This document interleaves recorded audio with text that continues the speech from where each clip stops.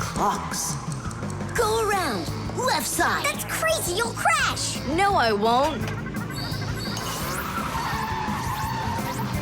See, I told ya. What? Huh? Nothing. Now you talk with your computer like it's your friend. Listen, that's enough playing for today. Oh, Mom, just a little more. I'll give you half an hour while I cook dinner, and that'll be enough for today with the computer.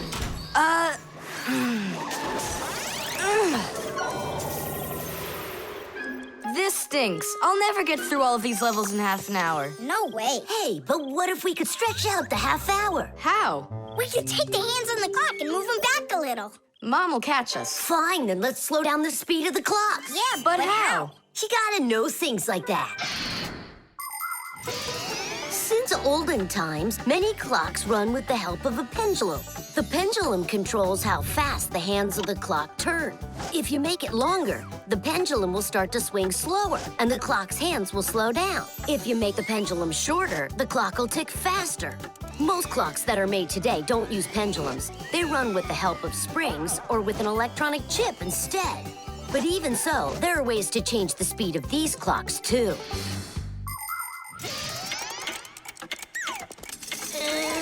Push it! Wow, you did it! It's amazing how much slower it is. That'll give you lots of time to play. But now you gotta slow down the clocks in the kitchen. Yeah, and every other clock you got.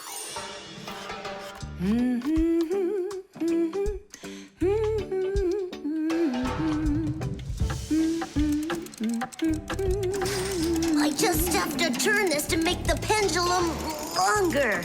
Uh-huh. And now the clock will go slower. Tadee! Fire! Now that clock over there. Let's go do it. That's it! We slowed down every clock, and your mom didn't see a thing. That's great. Yeah. Wow, Tom Thomas, you're cool!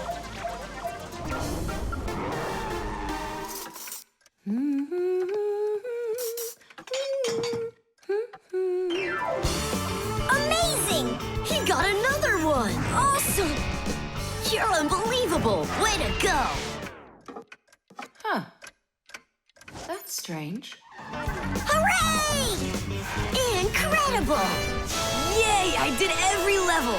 Oh, thanks. You're both just... The time masters of the universe. Yeah, but I'm getting really hungry, and Mom hasn't called me for dinner. Because a half hour hasn't passed on the clock. Hey, do you smell that? Something is burning. What happened? A fire? I don't get it. I was just waiting for 30 minutes like I always do, but everything burned this time. Maybe the clock stopped? No, take a look. They're working.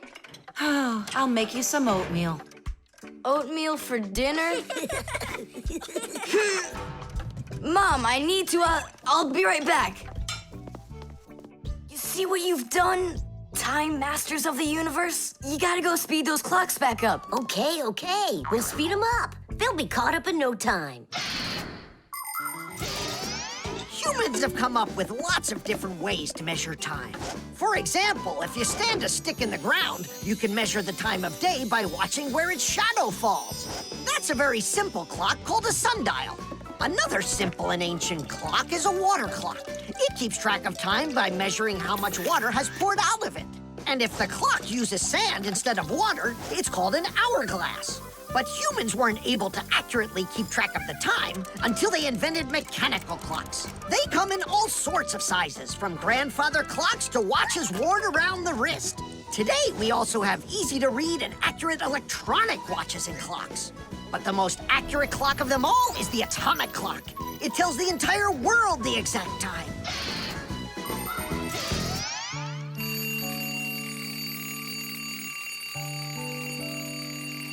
Tom Thomas, why is your alarm clock ringing in the middle of the night, huh? Really? Is it still night out? Look, Tom Thomas. But the clock says that it's morning. Interesting. Yesterday, Fire and I sped up all the clocks, so that's the reason the alarm went off. Sped them up? Are you crazy? Tom Thomas asked us. So what do we have to do now? Don't you know? Get to school, it's time. I'm joking. Go back to sleep. Don't worry, I'll get all the clocks working right again. Can I go and fix them with you? Ha! Fix them? You boys are the ones that always make the problems. The shadow play. Oh, hi there, Tom Thomas. What are you doing here? I dropped a paper clip. Give me some light. Huh. What's so funny, huh? We're trying to help you out. You've got funny shadows, that's what. Hey, check this out. It's an eagle. And Simka is a goose.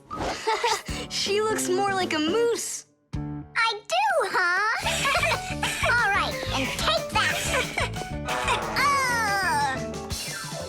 You're like real actors performing in a show. Uh-huh. Actors playing a theater, you know. And we're just under a bed. And so what? How about we make our very own theater? A theater with shadows. Class! Tom Thomas, we need a piece of paper, a huge sheet. It's really quite easy to make your own shadow theater. You can make the screen out of a white sheet or a big piece of paper. Next, make sure the room is dark and shine a desk lamp at the screen. Now, to make the shadows, just put yourself or a cardboard cutout between the lamp and the screen. Your shadow or the shadow of your puppets will come to life. But make sure that the audience sits on the other side of the screen. The play will be much more magical for them from that side. Tom Thomas, light. Oh, wow! Simka, you look totally like the real Red Riding Hood. Hello, dear granddaughter. Hello, dear grandmother. Grandmother, what very big eyes you've got. The better to see you with, my dear. Nolik, come on, we're rehearsing. The wolf's voice is funny. Grandmother, I never noticed what very big teeth you've got. They're so much better to eat you with, my dear. Yum, yum, yum, yum. Let them out, wolf. Or I'll get them out, myself. Ha ha! You'll stop me with that little stick? Hey, that's not in the fairy tale. But in the fairy tale, it's a normal hunter. And what do you think I am? Look for yourself. You're way too small to be the hunter.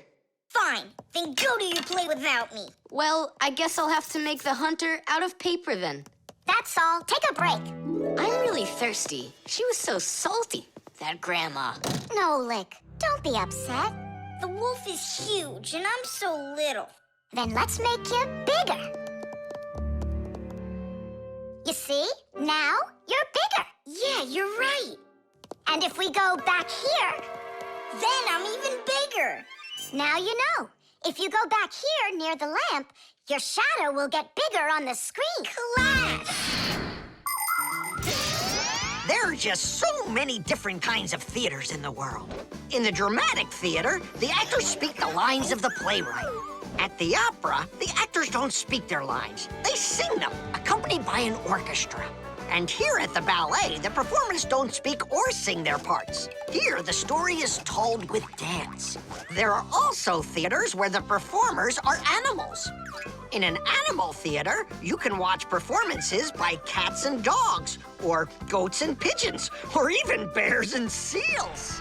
There are also theaters where the stories are told by puppets. To tell the truth, the puppets are brought to life with the help of people. Yes, there are so many different kinds of theater. My favorite is the shadow theater. I think it's the most beautiful and mysterious theater of them all. Hello, dear grandmother. Grandmother, what very big eyes you've got. The better to see you with, my dear. And grandmother, what great big sharp teeth you've got. Oh, the better to eat you up with, my dear. Ooh, just wait. Aha, Wolf, I've got you. The hunter looks so strong. You're a hunter? Then where's your gun? Why do I need a gun? You're so tiny I could use a fly swatter. But I'd rather do it like this. Like what? With my bare hands. Way to go!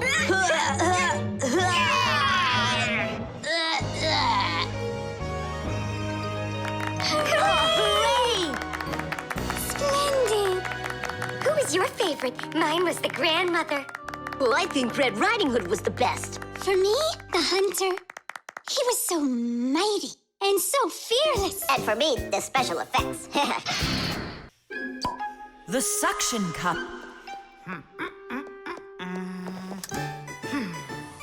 Where's Professor Eugenius? Did you see him? Not yet. Strange. He told me he'd be here today to conduct some tests. Rampus, right here under the glass. There's a note. Dear friends, That means the note's for us. That's because Professor Eugenius can always count on us. I'm off for a conference today. So what should we do? While I'm away, please keep an eye on each of my tests. There's the wristwatch. And where is it? It's right there.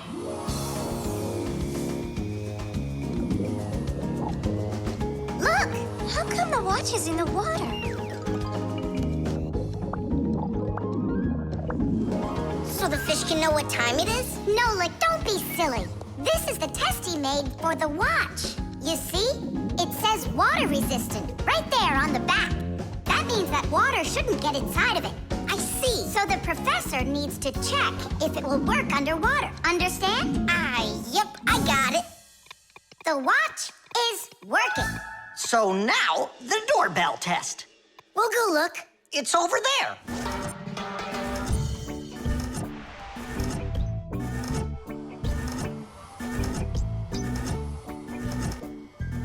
What's that thing doing? It tests the button to see how fast it wears out. To check the quality of appliances, toys, sporting goods, or just about anything, they need to undergo serious testing. Take, for instance, telephones. They need to be tested with both heat and cold because they have to work in places as hot as Africa and as cold as the Arctic. Computers are tested to make sure they can be shaken and rocked, too. That way you can be sure they'll work on a desk at home, or outside in the park, or while you're taking a ride. Different kinds of products need different kinds of durability tests. For example, athletic shoes and car tires are rubbed and squeezed over and over to see how long they are going to last. Yes, testing's very important. Without testing, a machine or appliance could let you down at the very worst moment. If guests come to visit once a week, and once every month a hooligan comes, pushes the doorbell and runs, then I figure this doorbell will last right around 400 years. That's long. The doorbell is still working. That's very good. And also, What? I don't know. We need to turn the note over to read the end. But how? Oh, raise the glass, that's all.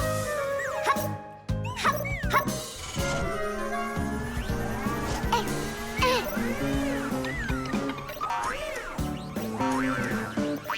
I can't get a hold of it. We should find a suction cup. A suction cup? Suction cups are made out of rubber or other elastic materials. When a suction cup is pressed against a smooth surface, the air inside is squeezed out. The air outside wants to get back in, and so it pushes down on the cup. The rubber edge of the cup won't let the air leak in, so the outside air keeps pressing down, and the cup keeps on sticking. And that's how a suction cup sticks to a surface by using the power of air. Wait a minute. I know where there's a really big suction cup that we could use.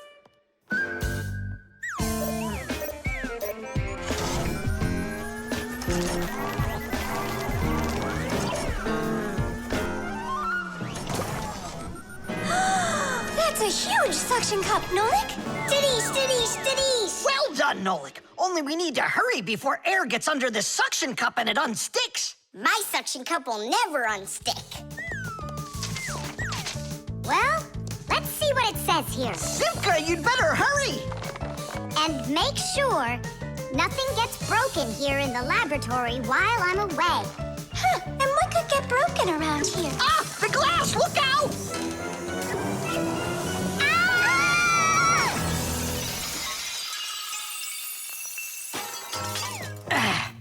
Yeah, so much for that. I And who's going to clean up all this broken glass? You don't know? Nolik. He told us to use that suction cup. Simka! She was reading way too slow. Listen, there's no need to fight. I came up with the idea of the suction cup. I should clean this. Come on now, Grampus. We'll clean up this mess. Professor, I still think the suction cup was a great idea. Tubes. Today's lesson will be on pipes and tubing. Right here inside of this laboratory, you can see them all over. Look, over there, and there. Some more over there, and there's another one. So, who can tell me some different uses for tubes? Digit. They're used in plumbing to carry the water. Nolik, in school we don't give an answer without being called on. Digit. You can. And for carrying waste. I am talking to Digit now. Gas goes through pipes too. Stop interrupting us. And don't forget about smoke in a smokestack. Nolik, that's just rude behavior. Out right now.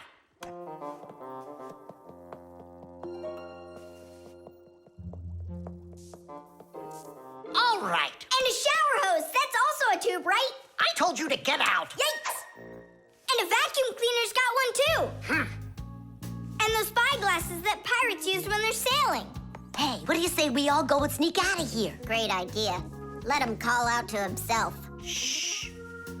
And a trumpet's a tube that you blow through.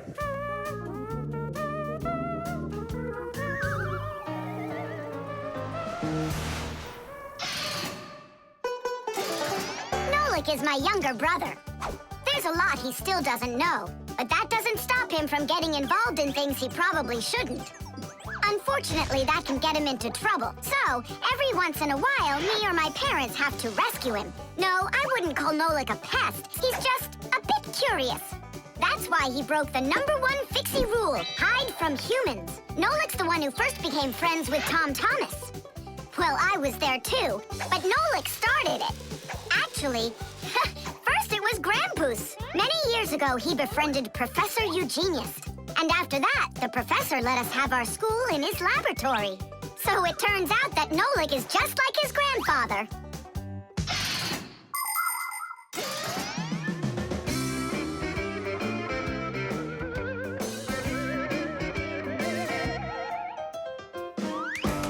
Digit, go on then. Tubes are, Wow! Just look at all the tubes in here.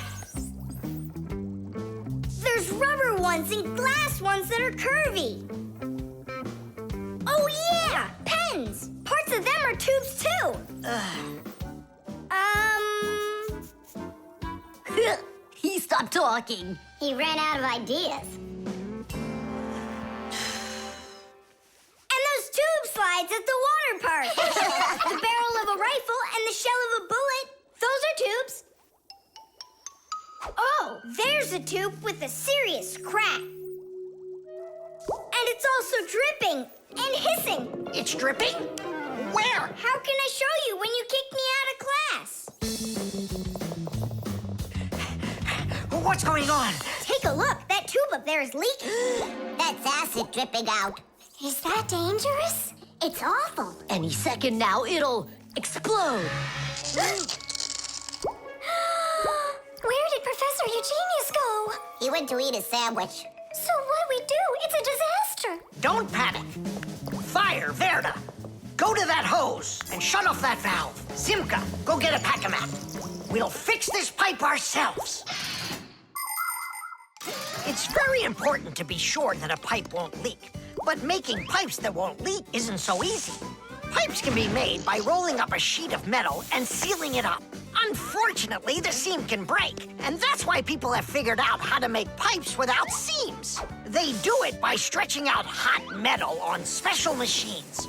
And PVC pipes are squeezed out of hot plastic like pasta. When the plastic is cooled down, it hardens into a pipe. We fixed it just in time. Nolik, way to go there. Hey, Simka, where is he? Don't know. He finally left. Here I am. Nolik, I want to thank you for being alert, and I'd like you to join our class. Tadish! Only don't forget, In my class, students cannot answer unless they're called on. Now then, pipes and tubing. Digit, please continue. Well? But Nolik said all of them already. Nolik. Not all. A straw for drinking a shake is a tube, and some noodles are tubes made out of dough. And what's it called? That thing. A hole in a mountain. Wait a second, I'll get it. A volcano. That's not it. They go this way. I mean the kind that go like that. Heh, they're tunnels. You got it. Well done there. Yeah. The Kaleidoscope.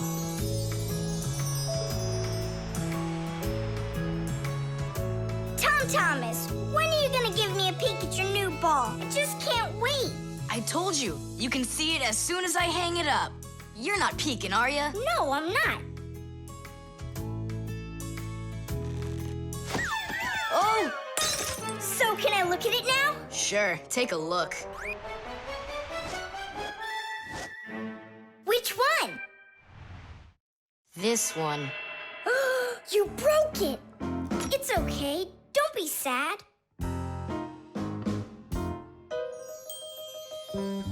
I know what to do.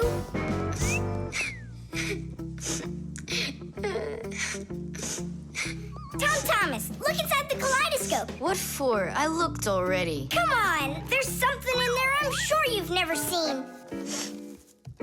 Whoa. Cool, isn't it? What is it? It's my own invention, a pirate kaleidoscope. Laughs, right? Uh-huh. It's great. I really like it. Tom Thomas, hi there. I heard that you got a pretty ball to hang on the tree. Shh. Can I see it? It's right there. Where? There. No. Oh, that's just terrible. Why'd you do that, Simka? Come on now, I just cheered him up. How? Tell me. With the kaleidoscope, remember what Grandpa's taught us? Do you know what makes a kaleidoscope have such beautiful patterns? Ah, it's because pieces of multicolored glass are tumbling around in there.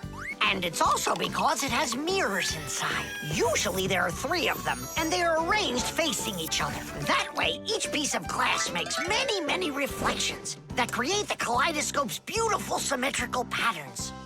By the way, you can put just about anything you want inside a kaleidoscope, and each different thing makes its own special pattern. Yes, there are all kinds of kaleidoscopes. Some with buttons inside, some with flowers, and even some that are filled with insects. Once, a very rich man had a kaleidoscope made with precious stones inside. Yeah, it probably wouldn't have been nearly as beautiful if he had just filled it up with money. Tom Thomas, look inside the kaleidoscope. I already saw it. It's pirates. Nah, it's not about pirates. We changed it. Go on, look and see. Wow. You like it? A lot. Hey, what did you put in there? A few pieces of the ball that you smashed. It's even better for Christmas, isn't it? Mm-hmm. That didn't work at all. Merry Christmas! We came to take a look at that splendid new Christmas... Oh, what's wrong? Ugh, don't even ask us that. I've got it.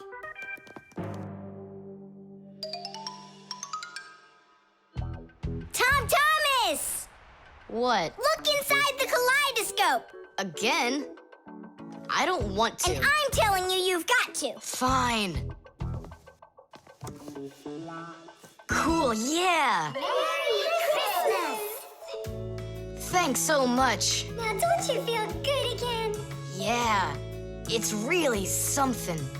And you're the first human in the world that's ever seen it. How about that? Turn it! It's great, isn't it?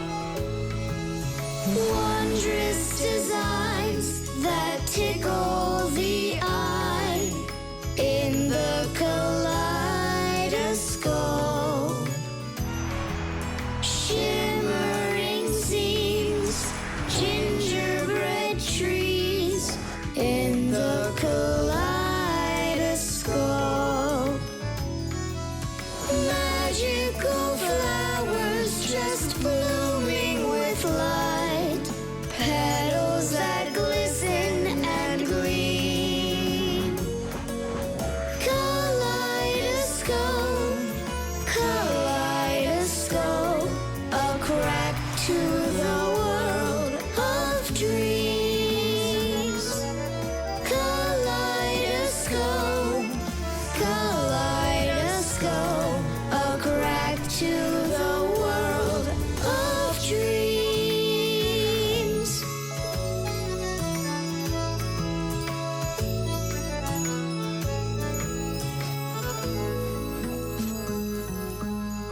everybody.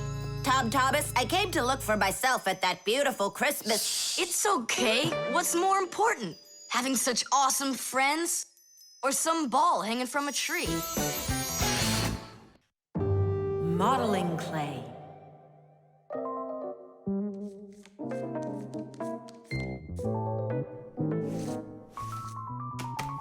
All done. Simka, take a look. I've got my own pack-a-mat. Now look at that. A pack-a-mat made out of modeling clay? But this one's my own, and it looks just like a real one. Okay, you're right. It really does, Nolik.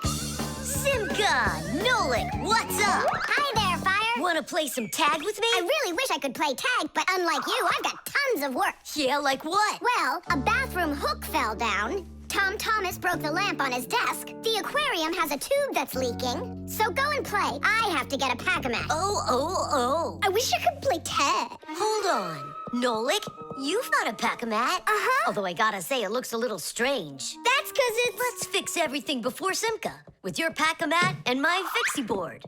This'll be great.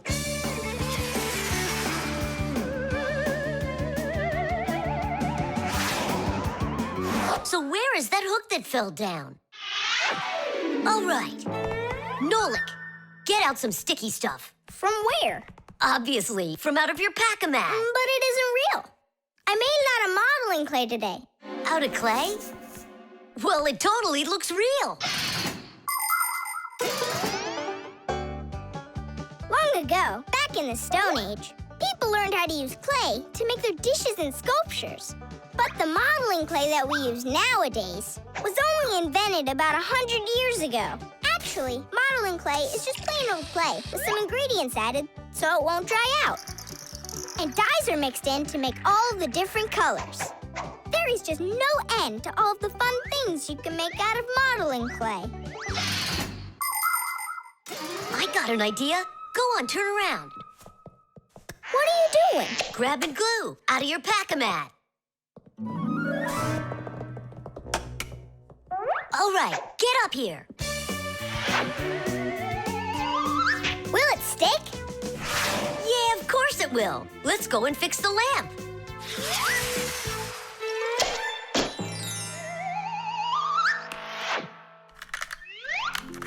We can't fix this without a real pack-a-mat. Yours will work just fine.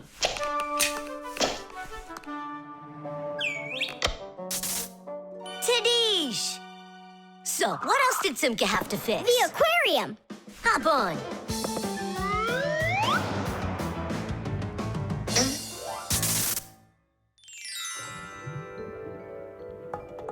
Well, where's that leaky tube? Here, it's leaking at the joint. Yeah, this tube is gonna need a lot of modeling clay. Give me the rest of your pack-a-mat. Sure. And here's a souvenir. They're all done. What's all done? We already fixed everything. And what did you fix it with? Modeling clay. Ha! Modeling clay isn't gonna hold anything. Well, I say it will. Wanna bet? All right.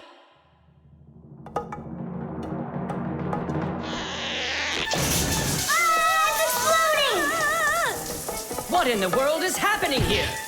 Flooding water. You just do as I tell you, without panicking.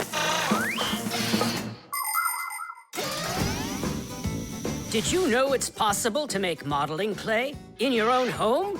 Just write down this recipe. You'll need a cup of flour, a half a cup of salt, and a half a cup of water.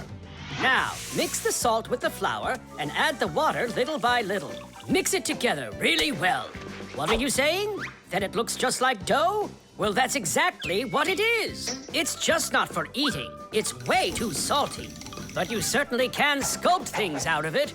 If you want your modeling clay to be colorful, you can add food coloring or watercolors to it. That's it. Your modeling clay is ready to be sculpted. When you're finished, don't forget to let your figures dry in the sun.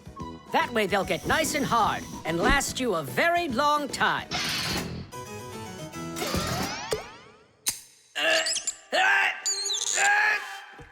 Phew. We almost didn't make it. And did you fix the lamp with that modeling clay? Uh-huh. And hook, too. That was not a good idea. But it was really quick. Hey, that's true. That's why I want to give a medal to you. You're heroes. For real? Of course you are.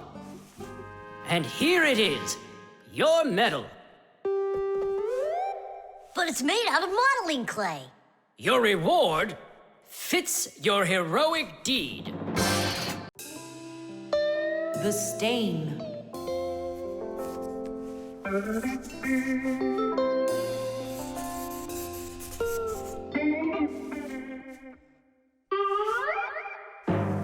Tom Thomas, what's going on? If you really want to watch TV, then you gotta turn it on first. I'm not watching it, I'm looking at my reflection. I'm working on a self-portrait. And which shelf will you be painting in your shelf portrait? It's not a shelf portrait, it's called a self-portrait. It's when an artist draws or paints a picture of himself. Of himself? Ha! You think you've got muscles like this superhero I see here on this paper? How can I see exactly what my muscles look like? And anyway, let the artist do his work. Tom Thomas, your shirt! There's a spot! Oh no! Wipe it off, quickly! It's even worse. So now what? What we really need is Masya. Ordinary dirt can be cleaned off with a brush or washed off with water. But there are stains that are not that easy to get rid of. Stains from fruit need to be soaked in hot water first.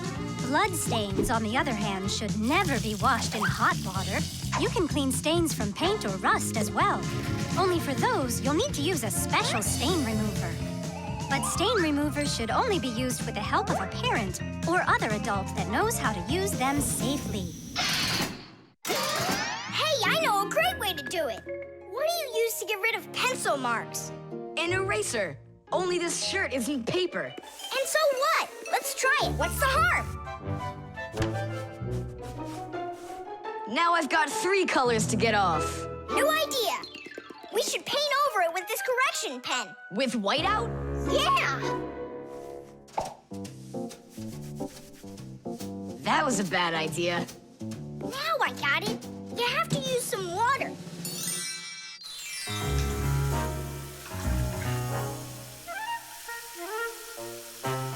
The wash should be better, don't you think? No, you can't wash whites with colors. And you've got a white shirt with colors all over it. Then how about if we try some more water? How much more can you use?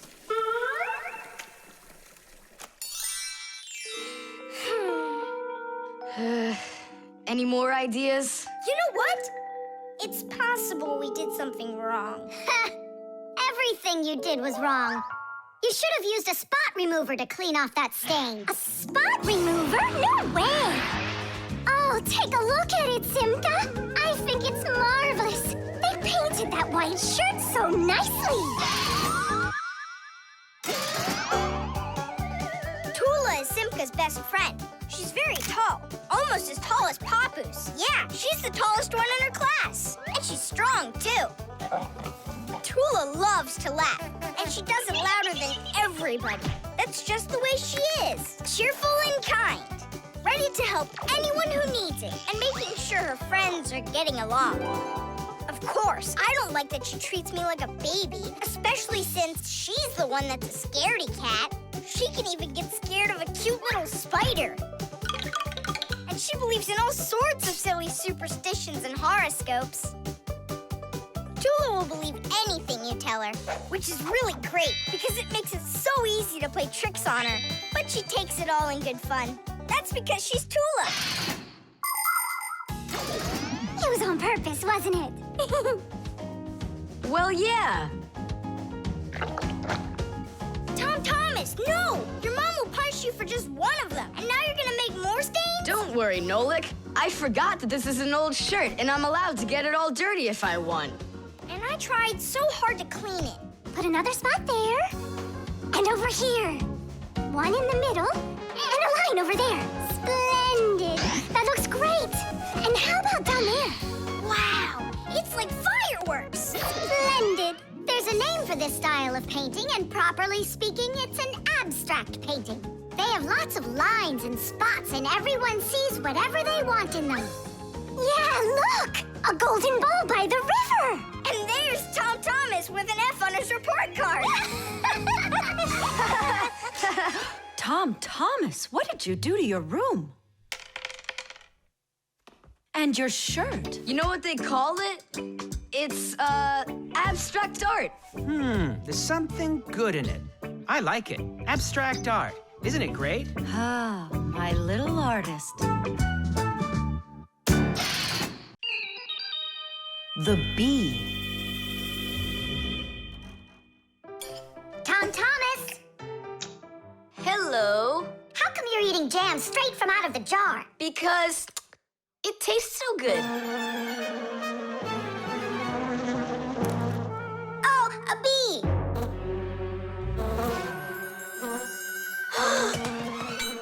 Shoo, get out of here. Leave it alone! It's just a plain old bee! Well, I was bitten by one of those plain old bees once. Ugh. Tom Thomas, don't do it! Go away, you pest! Flies are pests. Bees are very helpful and useful. How can a bee ever help us out? Bees are hard workers. They are constantly collecting nectar from flowers. Flying from flower to flower, bees transport pollen on their bellies. Thanks to this process of pollination, flowers produce fruit and seeds. In other words, bees help plants reproduce. The bees use the nectar they collect to make that delicious sweet honey loved by kids of all ages. And bee honey is not only delicious, it's also nutritious.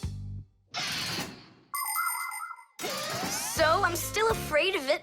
What if it bites me? Bees don't bite, by the way. They sting ya. Ah! Ah!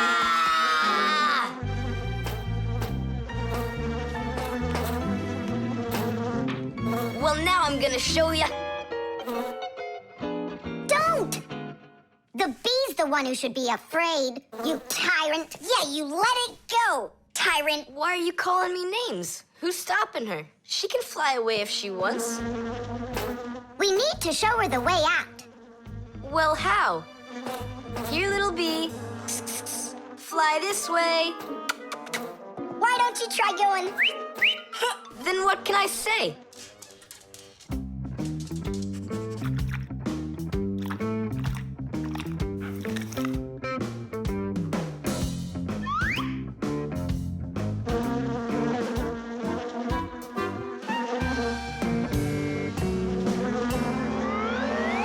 Chusaka, don't move. It'll sting you. It doesn't want to sting.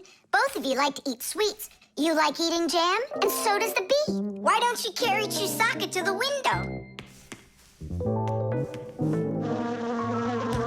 Go on, fly. No, that's not gonna work. You need to go and get more jam. Here, little bee. Yum, yum. Go on and fly. You're free. Let her eat first. Don't be greedy. I'm not being greedy. If she eats, she can make honey out of your jam. Long ago, people could only collect honey by destroying the nests of wild bees. And that went on until someone came up with the idea of taming those insects. They started by leaving enough honey for the bees to survive through the winter. People took care of bees in these hollows until they learned to build small houses for them called beehives. And a town made of these bee houses is called an apiary.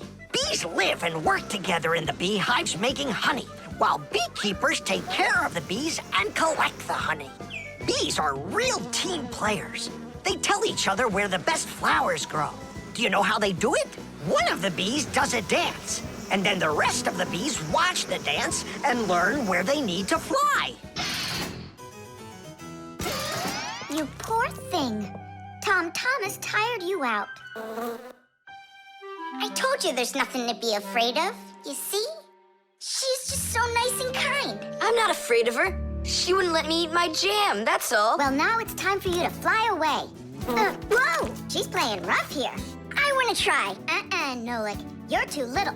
You'll have to grow to do this job. Whoa, whoa, whoa. Calm down now. Now let's fly. Hey, Simka, the window's back there. I can see that without you. So how can I get you to turn around? Cool! Hooray! She's listening to me! Phew! Woohoo! Don't miss the window. Now! So long, honeybee! Tidish! Tom Thomas, do you have any more of that jam left? Yeah. What for? Bring it here. We'll get more bees to fly in. How come? What do you mean, how come? Because it's my turn for a bee ride. The Catapult.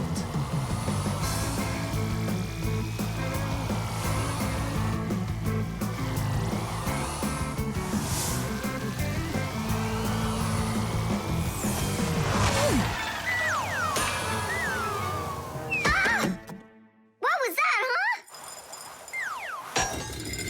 Strange. Tom Thomas isn't here. There's no way these toy soldiers could have shot it themselves. Now that was a good shot. It wasn't real long, and not high either. And off target.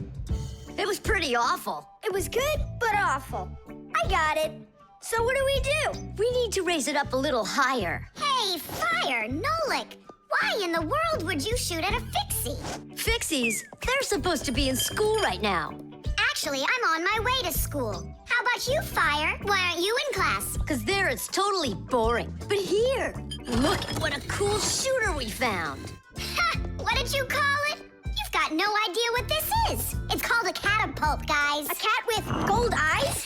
It isn't a cat with gold eyes. It's a catapult, guys. Catapults are ancient propulsion machines. They were used to shoot stones, heavy arrows, or barrels with burning tar. The main part of the catapult is a special piece of rope. It is twisted very, very tightly like a spring. The rope is then wrapped around a big spoon. And then, if you pull the spoon back, put a stone in it, and let it go, the catapult fires a shot. Ooh, and the stone flies far, far away. Uh-huh. All right, so here we go. Ha! Came up short. What do you mean short? What are you aiming at? You'll see. The spoon needs to go further back. Just a little. Guys, you're gonna break the glass. Nolik, now push. All right. Yes, right on target. Now let's fly out into space. Wait, what space? What kind of flying? Who's gonna fly? I'm gonna fly. Right out the window. Right up to the moon. First fixin' onto the world, Nolik. Are you ready for your flight into space? Yes, sir. Nolik, get out of the spoon now.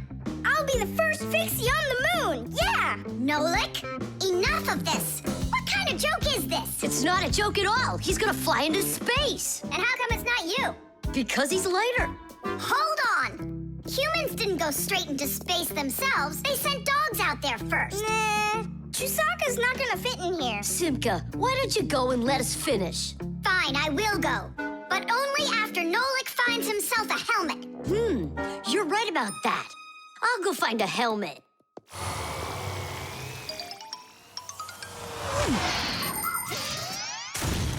The catapult was invented in ancient times, but people still use them today. Only now, instead of launching stones, catapults are used to launch jet airplanes. You see, the runway on an aircraft carrier is quite short, so catapults are used to help the planes move fast enough to take off. Catapults can also be used to save the life of a pilot. When an airplane has an accident, a catapult activates in the cabin. The pilot is shot into the sky and comes back to the ground with a parachute. A plain old slingshot is also a kind of catapult. It's just a very little one. But be careful with this toy. It can be dangerous to others and to you too. As for us Fixies, the only time that we use catapults is on a peaceful mission. Paparazzi, hurry! Our Nolik's getting shot to the moon with a catapult! What? And if I meet new Fixies up there, what should I say to them? Hi there. And you can ask them to launch you back. So, Let's do it! Fire! Launch it! Stop! Don't! Simka! Nolik! I'm not getting out!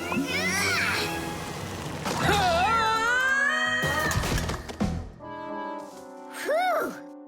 We're alive. hooray! He flew all the way. Who flew away? To the moon?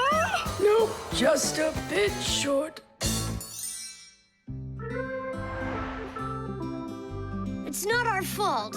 You're just heavier than Nolik, and that's why you came up short. Papoose, maybe we can try one more time. What? Ugh. The talking doll. Well then, now you know what you need to do to fix it. Professor! Professor! Our lesson is over. I'm sorry to be a bother. No problem, Professor Eugenius. Our lesson's over. I've got an urgent matter. You see? You've got yourself a talking doll. Yes, only she speaks Japanese. The problem is I've been asked to get her to talk in English. We can teach her. It's a new technology. I'm puzzled. Don't you worry. We'll figure it out, Professor. Thank you, my colleague. You're always there when I need it. What would I do without you?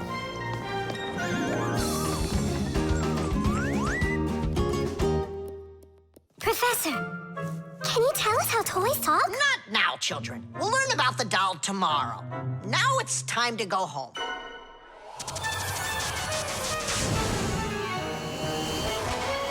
I already know everything about that doll. You do? Changing her voice is so easy that anyone can do it. How? Here, come, I'll show you.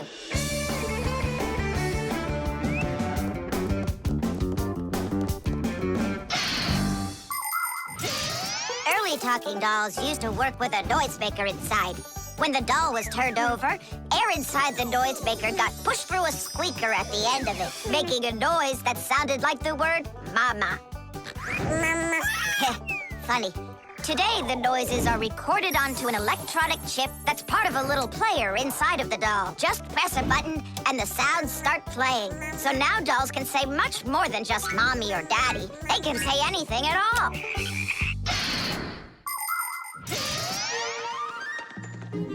Well, here's the chip. This is where the recording of the doll's voice is. That's awesome. Can you re-record the voice on there? Well, yeah. Okay, I gotta go. See ya.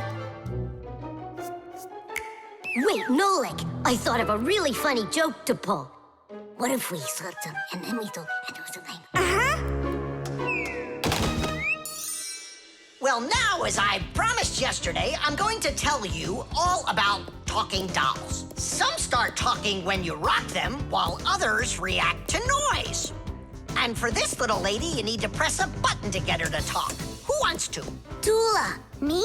Well, okay, I can do it. Go ahead. And you'll hear her say, "Hi there, Mama." But in Japanese for now.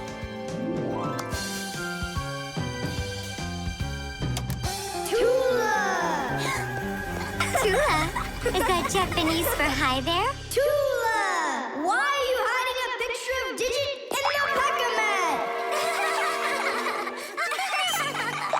How could she ever know that?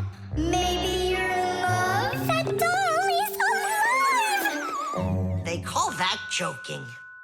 I just thought of a better joke that we can play. Yeah. What? Tula, don't cry. She's not alive. She is alive. I'll tell you who did this horrible thing. It was Fire and Nolik. It's true, but now the joke will be on them. How? It's easy. All we gotta do is go. The smartest Fixie in our class is Digit. Sometimes I think that he knows everything about everything. Professor Grandpus has a lot of respect for him. Digit's always in thought whenever you see him, and he doesn't like when anyone distracts him. He just has no time for fooling around with the other boys. Digit prefers to solve problems using his brains and not his muscles. That's why he can have a tough time in gym class. But he's so sweet that it makes you want to help him. To tell you the truth, Digit isn't always great fixing things with his own hands. But no one understands technology better than he does. If something breaks, Digit can always figure out exactly what's wrong with it and the very best way to fix it.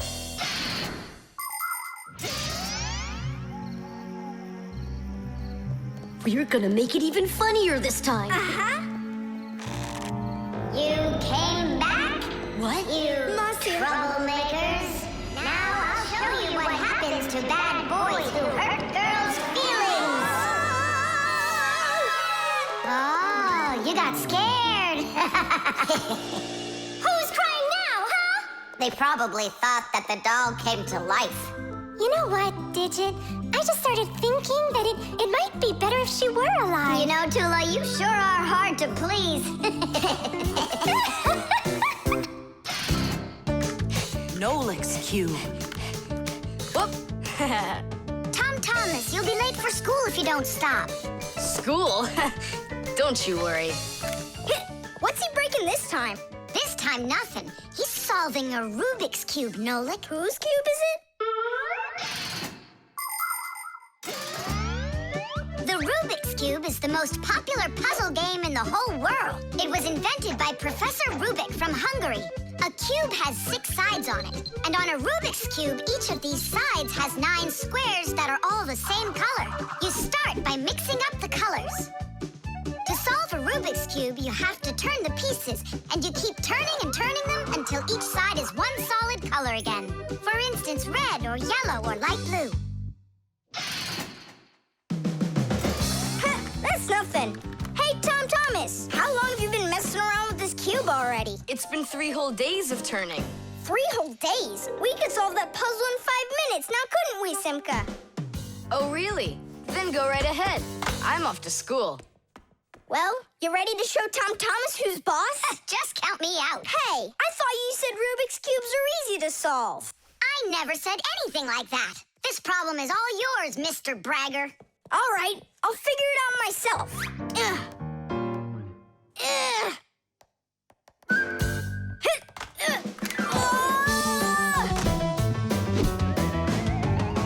Hey, Nolik, looks like you've got a problem. Oh, hi, Fire. Now I'm good. Just solving this Rubik's Cube. Yeah? Can I do it with you? What, you can do it? Of course I can. How hard can it be? You'll see for yourself. Try getting all the red squares on one side. Piece of cake. Now hold it tight. Great, I'm with you.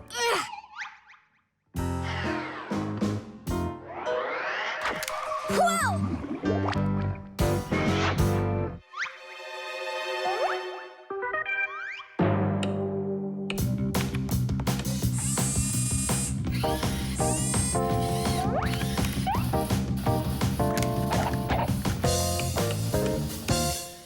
You mean like that? Class. And what about this side? What? This side's gotta be all blue. Okay, let's go fix it.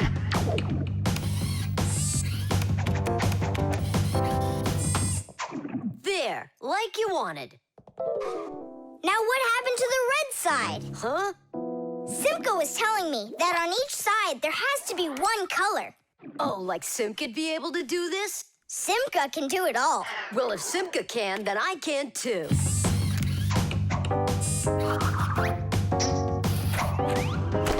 Oh!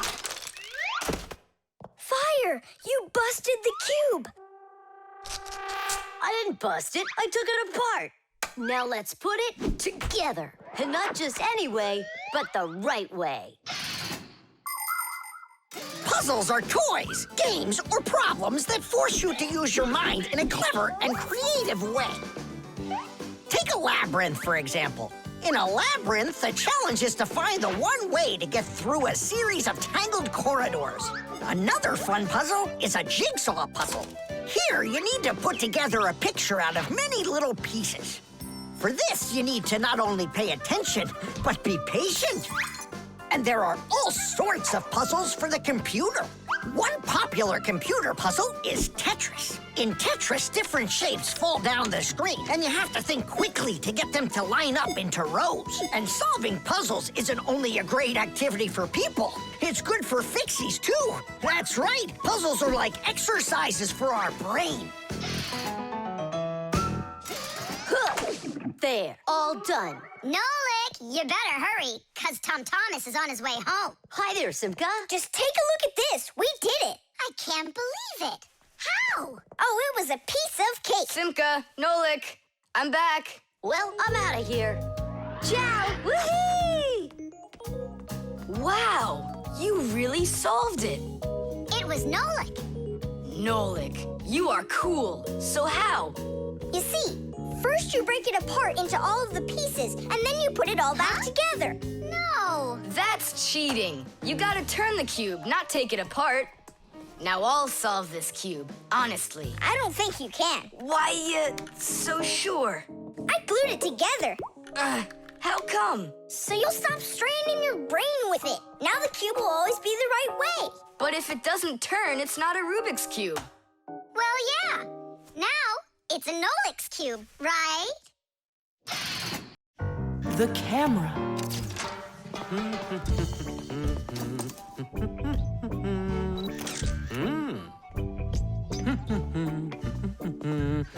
Stop right there and let me see how pretty you look today. Well, just don't tell that to the elevator.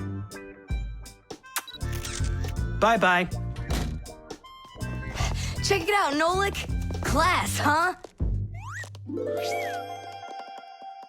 not gonna get in trouble for doing that? No.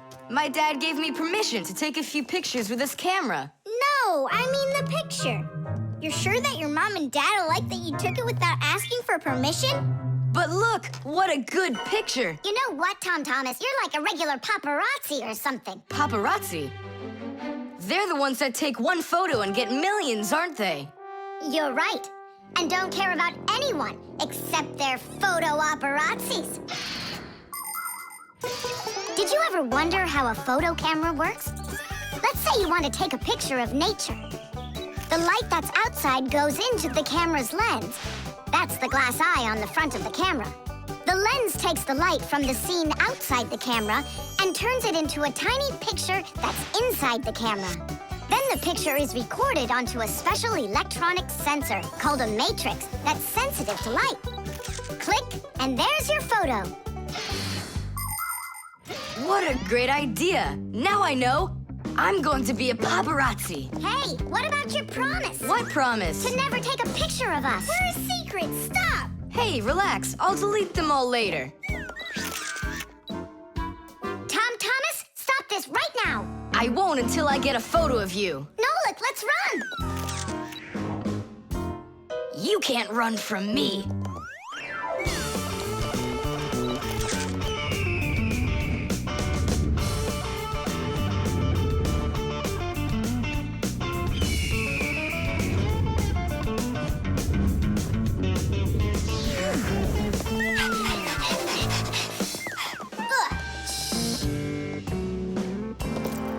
Chusaka?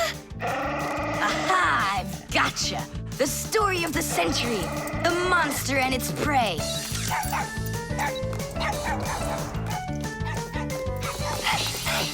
Tom Thomas! Help! No, he won't help, because he's a paparazzi.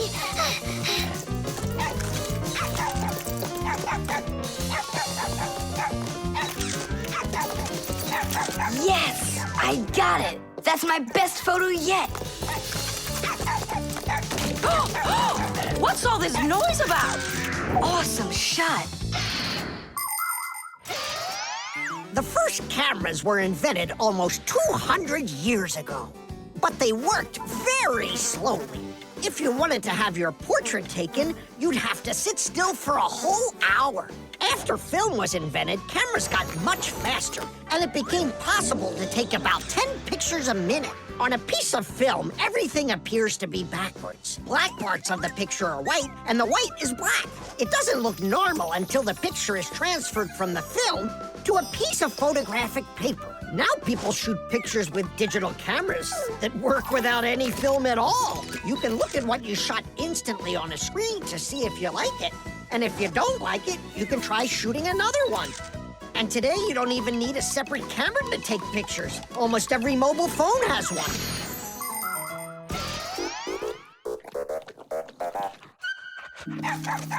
Simka and Nolik, are you in there? Hey, come out. I'll stop shooting photos of you. Aren't we friends? I'm sorry, guys. Well, your friends were almost eaten alive by a dog. Please forgive me. Want to look at the photos I took? Sure, go on, show us what you got. We're not in that shot. We're not there either. Well done there, paparazzi. Hang on a sec. I still got another one, and you're in it. I know for sure. Look. I'm zooming in. It's impossible. I don't believe it. It's possible. But when did you have time to turn into screws? The same time you were pushing the button. When we're scared, we can change faster than the blink of an eye. You lost. Paparazzi. And what are you gonna do with your millions, Mr. Paparazzi? Would you please stop calling me that? You got it, after every one of those photos is thrown away. All right, I'll delete them. And do I have to delete this one too? No, keep it. It's a great shot. I never even saw you take it.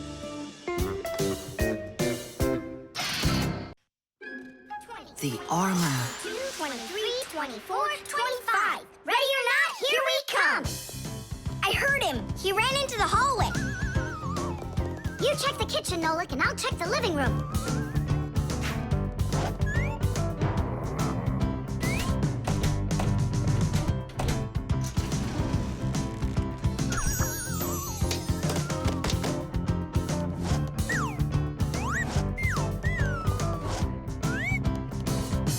Well, I just don't get it. Where could he be hiding? The office. We forgot to check in there.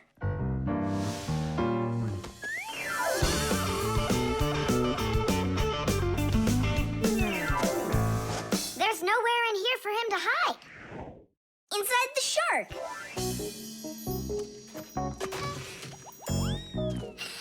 Nolik, Tom Thomas couldn't even fit half of himself inside of that shark. Yeah? Then in that huge vase. Uh-huh. He's all scrunched up in there and laughing at us. Oh! Simka! There! Did you hear that? He is in there! There's no one. But I know that I heard a hee-hee. You imagined it. Let's go take a look in the bathroom. I imagined it. It's so stuffy inside this armor.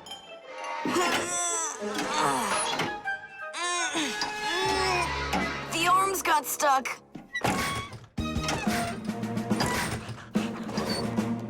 Where else could he be? Who is that? Ah! Simka the Knight! He came to life! Well, how much longer are you gonna look for me? Armor is very hard clothing worn by warriors to protect them against swords and arrows. People started making armor in ancient times, but the full body armor that knights wore didn't start until the Middle Ages. The armor worn by knights on horses was heavy.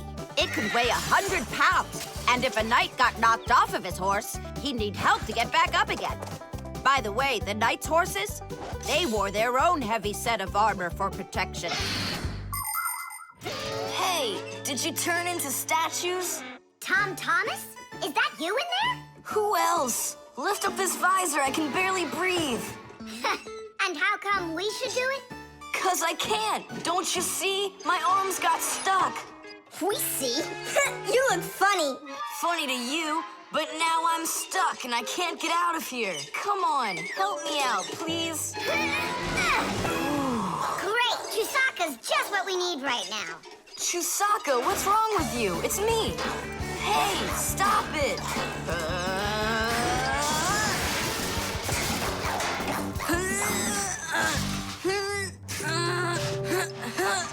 Help! I can't get up! Come on, let's undo the latches, Nolik, quickly.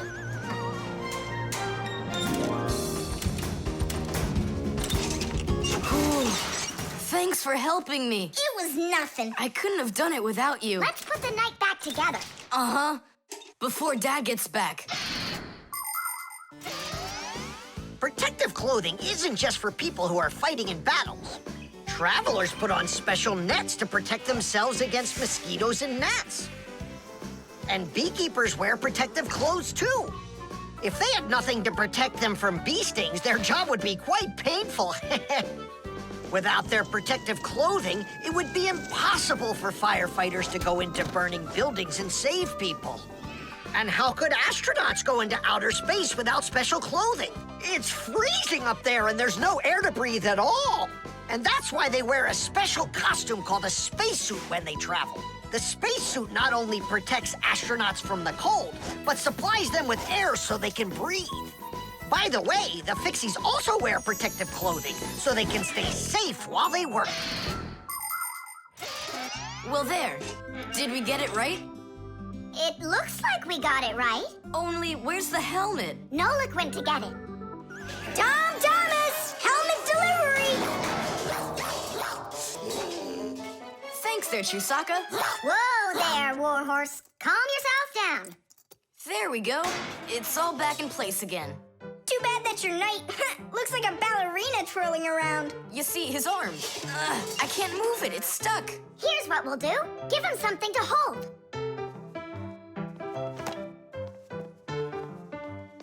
Well, how's that look? Perfect. Now we can paddle into battle. The eco-tester. Are you ready to see my new invention? I just can't wait to show you what it does. Whoa, what is it? An eco-tester. And what is it for? This device lets you check vegetables or fruit, so you'll know if they're safe to eat. To grow apples, tomatoes, or melons faster and bigger, people add chemical fertilizers to the soil. But there's a problem if too much of these chemical fertilizers is used. When there's too much of them, the harmful chemicals get inside the fruits and vegetables, and that makes them very dangerous to eat. An eco-tester is a special device that quickly shows how much of these harmful chemicals have gotten inside of the food. And if the reading is too high, that means you shouldn't eat it. As you can see, the eco-tester shows that this apple is good. Well, let's see. Look, this one is safe too. Ugh, it's not interesting this way. These apples are all safe. Now let me take this delicious apple and, make it bad. We will inject this apple with a harmful amount of nitrates. How come? What do you mean, how come? So we can see how the eco-tester works.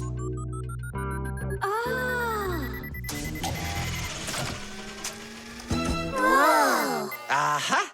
So you see, the eco-tester clearly shows this apple is poisonous and can't be eaten.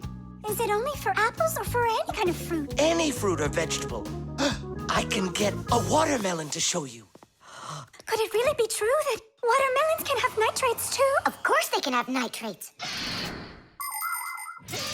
Humans often act without any concern for nature.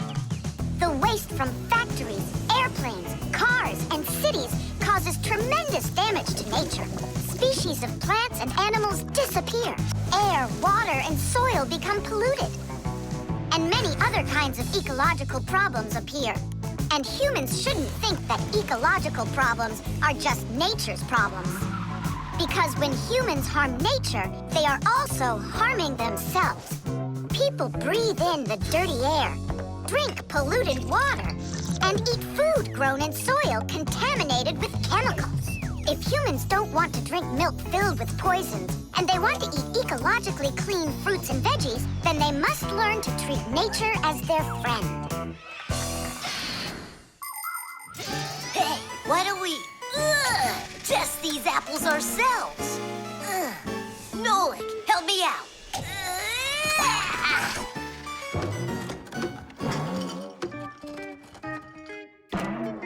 Oh, apple's poisoned with nitrates. Oh, apples.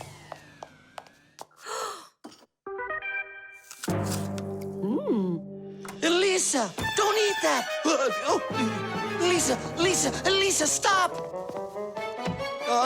Please sit down. What? You bit into it? Yes, and what? Oh no, it's poisoned! What? Do you have trouble talking? Oh, yeah. You feel faint? Oh, I'm fainting. Elisa, hang in there. What? There's no poison in that apple she ate. Oh, my assistant. Oh no, I've poisoned her. Oh, Elisa, please. There was no poison in that apple. Oh no, he didn't hear us. What should I do? I know how to make him hear. Hello? It's an emergency. It's a case of poisoning.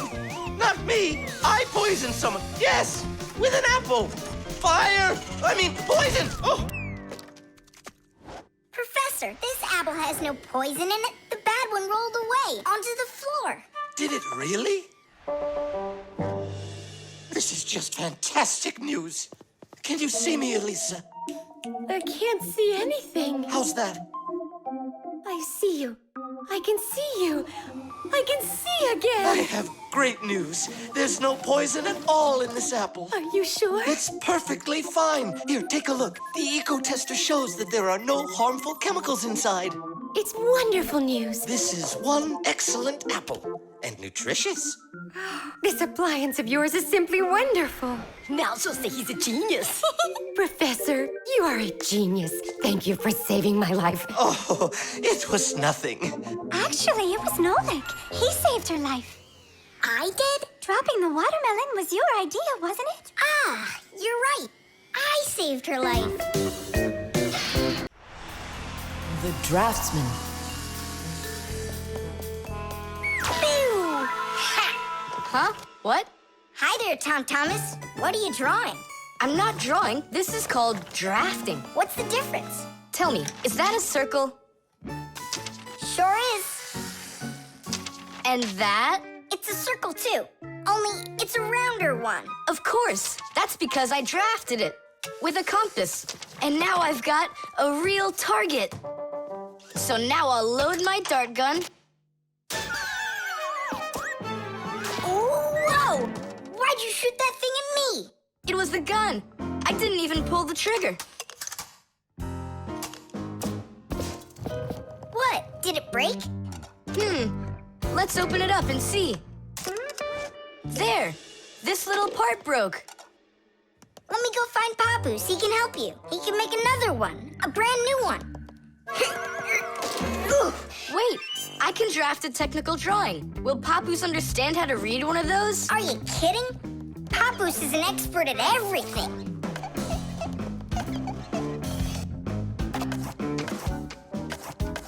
Done. Wow, Tom Thomas, you're a real technical drawer. A draftsman, Nolik. That's what they call it. Try drawing a perfect circle by hand. Can't do it, huh? Well, with the help of a drafting compass, your circle will turn out great. Just put the needle point in the center and turn the compass, and it's done. A compass is only one of the many different tools for drafting. For example, if you need to draw a straight line, use a ruler. And if you need to draft a frame for your picture, you can use a triangle. First draft one side and then the other. And then to finish your frame, just turn the triangle upside down and draft the two remaining sides. You'll get a perfectly squared frame. There are also drafting instruments for making curved lines. They are called irregular curves or French curves. But actually, now people use computers more and more for drafting technical drawings. Papoose! Huh? Oh! What happened? We really need your help. One of the parts broke in Tom Thomas's dart gun. Could you make it? What kind of part exactly? Look, here's a technical drawing. So, you even got a technical drawing. Very good then, let's take a look at it.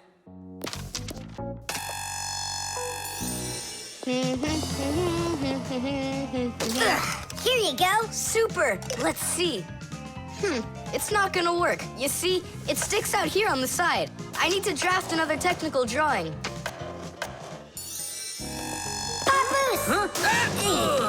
Nolik, you scared me again. Forgive me, but the part has to stick out over on this side.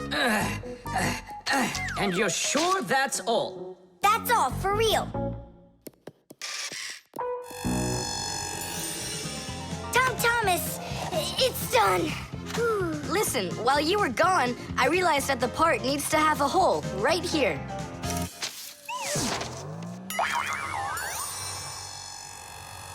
Papoose? Again? Sorry about this, but there's a hole in this thing, too. A technical drawing is a special kind of drawing. It has to precisely describe the thing that needs to be made. To do that, the drawing must be very accurately drafted and include all of the measurements. And that's not all. If the object is complex, it must be drafted from at least 3 sides, including the front, the side, and the top. You see? The object looks different from every side. So if you don't want to work over and over again, learn to draft correctly.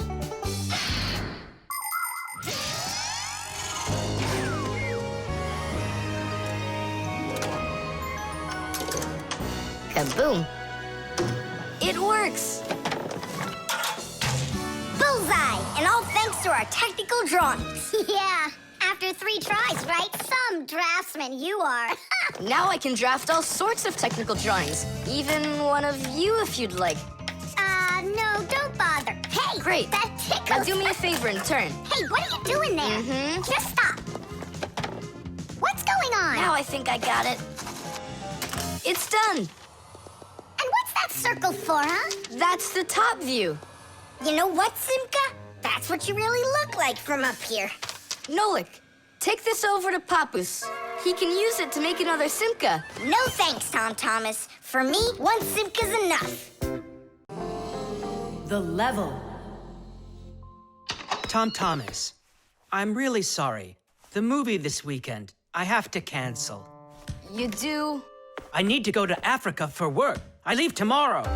Oh, cool. You think I could go with you? To Africa? Can you even find it on the map? Africa. Here we go. No, you're still too little. When you grow as tall as the top of Africa, then I'll take you with me.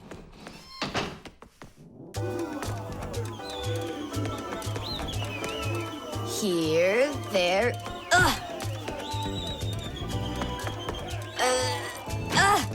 Tom Thomas, what you doing down there? I want to know if I'm as tall as the top of Africa or not. Well, do you know your height? Okay, then let's measure you and mark how tall you are. You just need to hold the book, all right?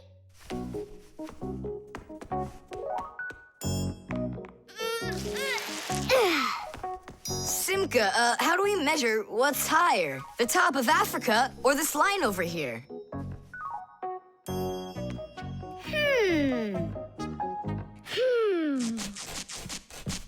It's a tough one. We need a piece of flexible, clear tubing.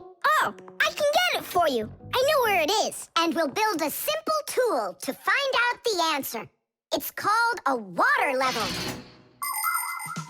Let's do an experiment. First, we'll pour water into 2 bottles. A little bit more into one and a little less into the other. Now we'll connect them with a tube so that the water can flow between them. You see? The water flows and flows. And then it stops. It stops when there's the same amount of water inside of both bottles. And if we do this with a simple tube, it becomes a useful tool called a water level, in which the water on both sides is always the same height.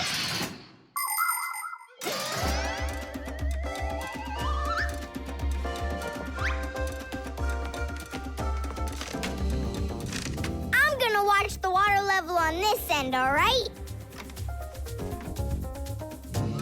Be careful how you lift it or the water can get out. Nolik, what's going on? The water inside the tube is even with the line. There you go, Tom Thomas. Where the water is right now is how tall you are. And Well, it looks like Tom Thomas isn't quite tall enough for Africa. What if we hold the tube a little higher? You can try if you want, but the water's gonna stay where it is.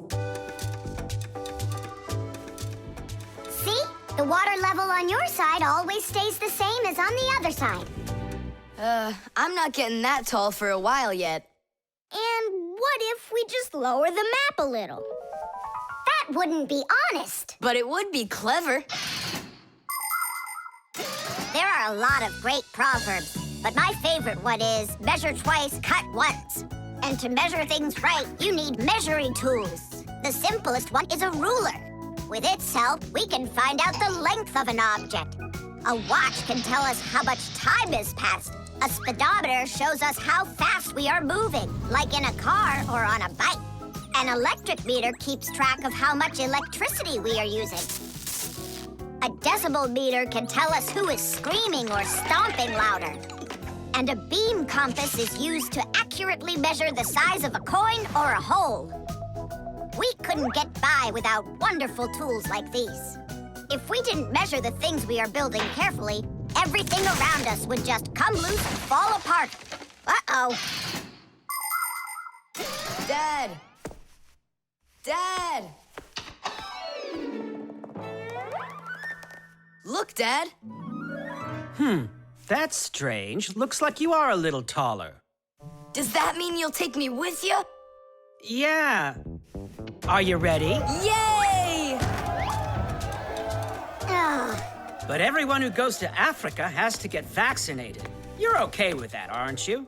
I need vaccinations to go? Are you sure? Yeah, there's one against malaria, tsetse fly, crocodile bites. Altogether, there are 10 shots. 10 shots? Yeah, 10. Oh. Dad, you know, I was joking. After you left the room, I moved the map down. Okay, I see. And I was joking about all those shots you need. What? You mean you don't need to get shots? You gotta, just not 10. So how many? 9 of them.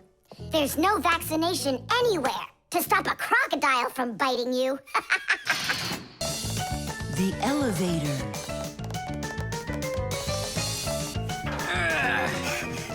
Papa's Marcia, we gotta hurry. How come? Tom Thomas is going to see the circus. And what? We want to go with him, can we? The answer's no. Just you kids without supervision. Who said no supervision? His parents are taking him there. We'll be careful, don't worry. They won't even notice us. Well, if Tom Thomas's parents will be there. Hooray! We can go! Wait a second. I didn't even say yes yet. Yeah. Simka and Nolik, where are you? We gotta hurry up. Tom Thomas, it's time to go. I'll be right there. We're ready. Climb into my hood. Ha! I know who's going to the circus today. Whoa! Huh? What just happened? I think that the elevator broke down. Don't you worry. Emergency operator. We got stuck in the elevator. Understood. Please wait. We'll have the elevator fixed within the hour. That long? That means we won't get to the circus on time. Tom Thomas, we'll go get Papa's and Marcia. I'm sure they can fix it.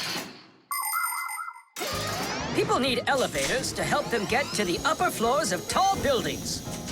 When someone steps into an elevator and presses a button, the elevator's electrical engine starts up. It pulls the cable that is attached to the elevator cabin, and the elevator goes to the desired floor. The cable hangs over a wheel, and it usually has a heavy counterbalancing weight attached to the other end of it. This counterweight balances the elevator and helps the electric motor do its job.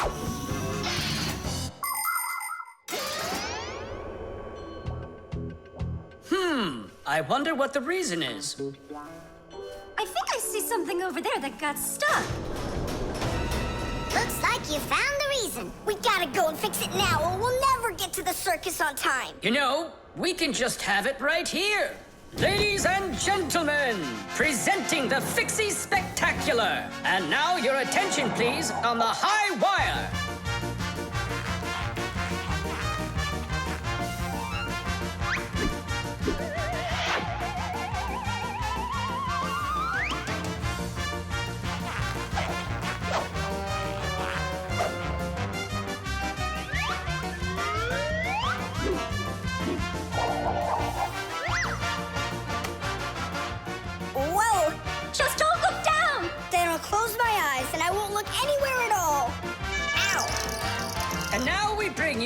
our very own aerial gymnasts.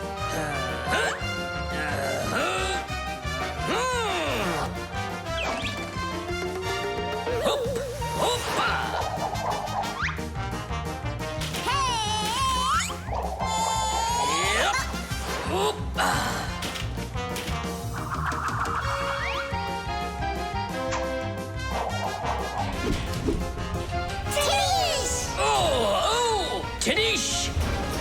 Our next act, feats of strength. It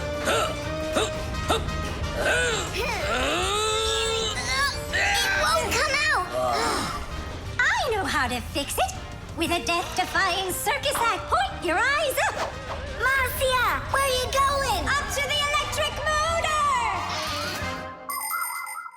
Do you know the right way to behave yourself inside of an elevator? First of all, small children should never get into an elevator by themselves. They should only go in with their parents or other adults they know well. When getting onto an elevator, the adult should always enter first and then the child. When it's time to get out, it's the other way around. First the child leaves and then the adult. If you are taking a dog onto an elevator, make sure its tail and leash are completely inside so they don't get stuck in the door. And there's one more thing.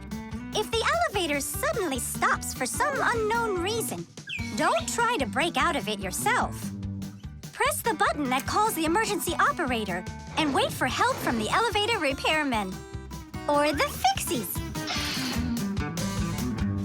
I reached the motor! Turn it on! Oh, they fixed it. That was quick. Now we'll make it on time. There was no need to worry. Stop! It's way too high. Tom Thomas went to the circus without us. There's no need to get that upset, Nolik. Our circus is as good as theirs. Right, Papus? Of course it is. Thank you. Thank you, to who? What do you mean who? The elevator repairman. The doorbell. Nolik! Nolik, what are you doing here? Just whistling a tune. Are you gonna whistle that tune the whole time Tom Thomas is away? He just left with his parents for a week, and we've got guests coming, remember? What guests? I invited everybody. The class? Yes, class.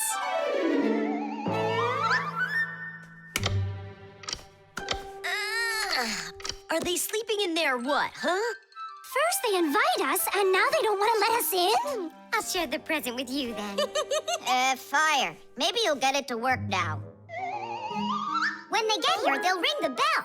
How come? Why don't they just do what they always do and climb through the keyhole? No way. It's not that simple, Nolik. Today, they're our guests. Ah. The guests ring the bell, and the hosts let them in the house. It doesn't ring. You think the doorbell's broken? I say we go fix it. Before we fix anything, we need to know what went wrong with it.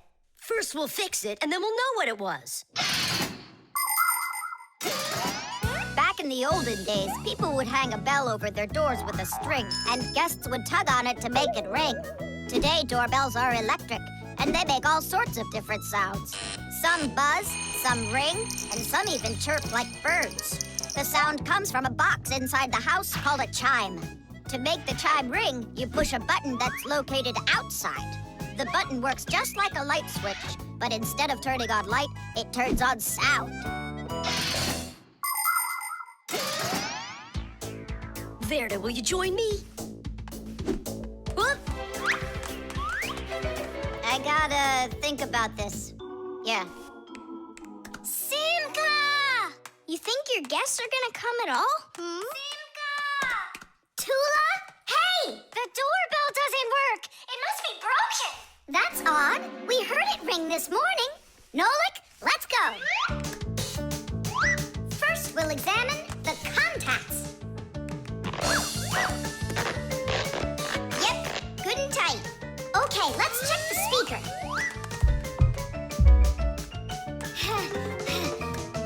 The speaker's fine. Maybe the electronics are the problem. And what if we disconnect these wires and switch them? What'll that do? We'll know soon enough.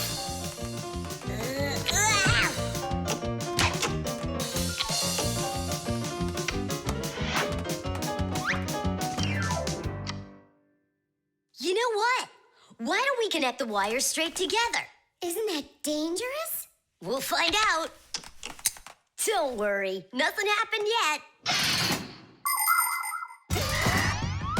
Fire. He's the engine of our class. He's the fastest, the nimblest, and the bravest. Fire never sits still for a second, and he's always looking for adventure. New ideas just burn in his head, and that's why his name is Fire. But not all of his ideas are very good, so he's constantly getting bumps and bruises. He just can't help getting carried away. If he's burning with an idea, he can even forget about his classes at school. Grampus punishes him for that. But it doesn't seem to bother Fire, because some new plan will pop into his head the very next second. To be honest, Fire's my favorite out of all the boys in our class. It's sure never boring when he's around. Hey, you down there. I figured out why it's not working. So what's the reason? There's no electricity in the whole house, so that's why the bell isn't working. And what? We can't visit like real guests do until the electricity comes back? And when will it work again? Don't know. It could possibly take hours, guys. Oh, it's working again! Ah! Enough ringing! Hey, Fire, quit fooling around! He's not fooling around! It's not me, see? Then who's ringing it? I don't know. Well, I know. The doorbell's ringing because Fire connected the wires together. True, but I'll fix that right now. Ha! Your guests sure are noisy. Yeah, thank goodness the humans aren't home right now. Hello? Hello there, dear guests. Let yourself into our home through the keyhole. So, should we go in? Go where? Go inside. Nah, that's not how guests act. So what do we do? Real guests always ring the bell. Okay, hold me tight. Friction.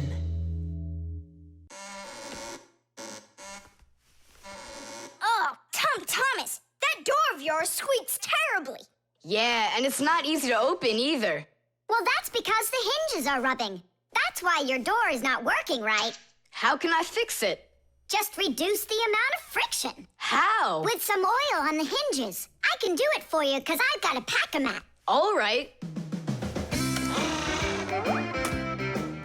Simka, can I help you?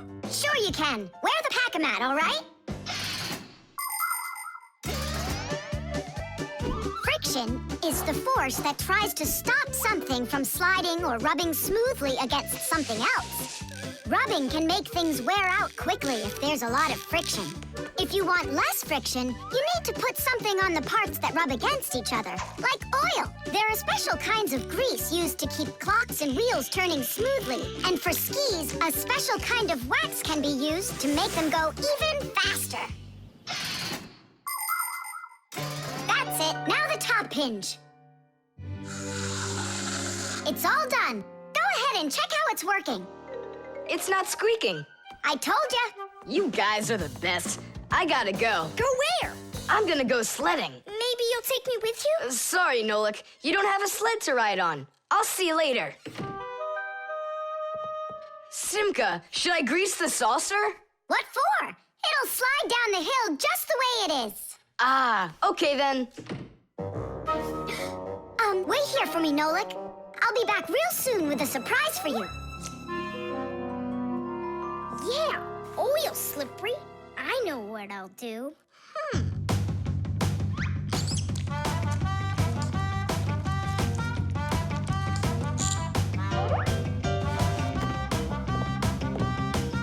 Wow! Talk about no friction!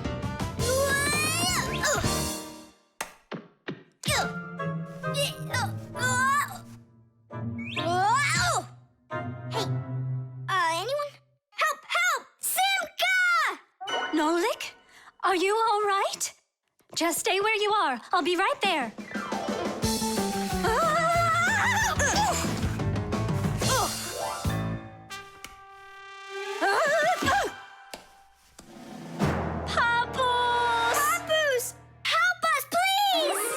Who called for me? Help is on the way! Hey, what are you up to? Grandpa, stay away from here! You'll fall over! Huh? What did you say? Stay where you are!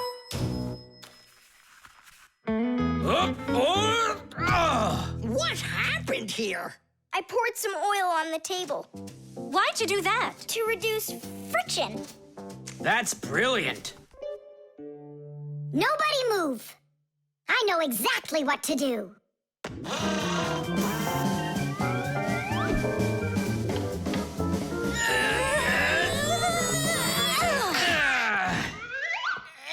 And what was the problem you had with the friction?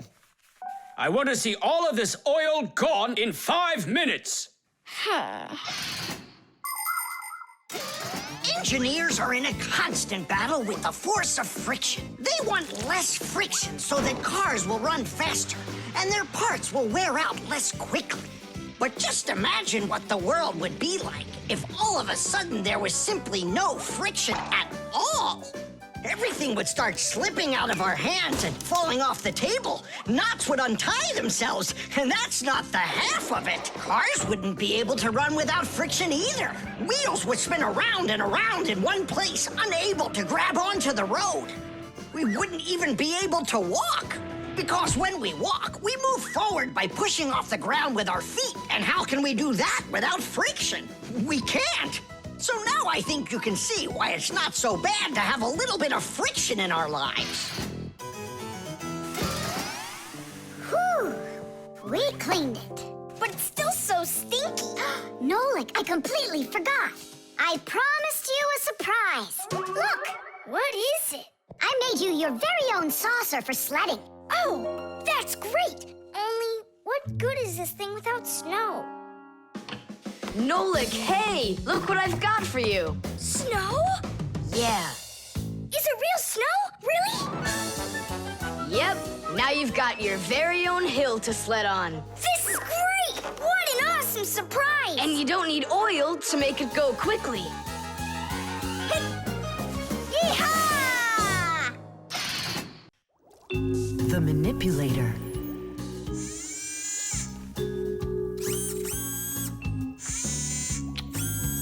Well, what do you say, Professor? It couldn't be any more accurate. Our manipulator works just perfectly. Good! So that means that we're free to go. Great. See you later. All right, finally. Now it's our turn to experiment with that manipulator. And do you know how to operate this manipulator?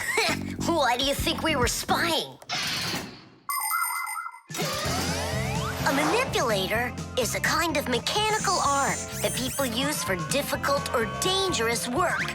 To control a manipulator, humans use a remote control or a joystick. The operator gives the command, and the mechanical arm grabs and moves the load. Some robotic manipulators don't even need to be steered by an operator. They're controlled by computers and can work without people being there at all, even on the moon.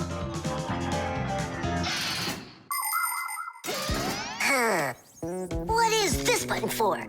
Uh-huh. How about this one? Uh-huh. Would you like to take a ride? Right now? You're scared. Scared? Not one bit. Then off we go. Yeah, cool. Ha, this is totally awesome. Well, hang on. This is gonna get even awesomer. Professor?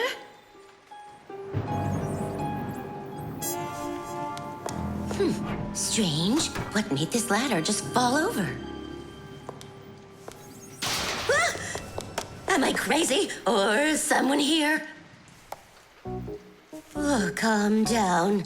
Calm down now. Poor Elisa. Yeah, you're completely overworked. Whoa! Ah! Who's here? Achoo! Hang in there, Nolik. I'll get you out of there.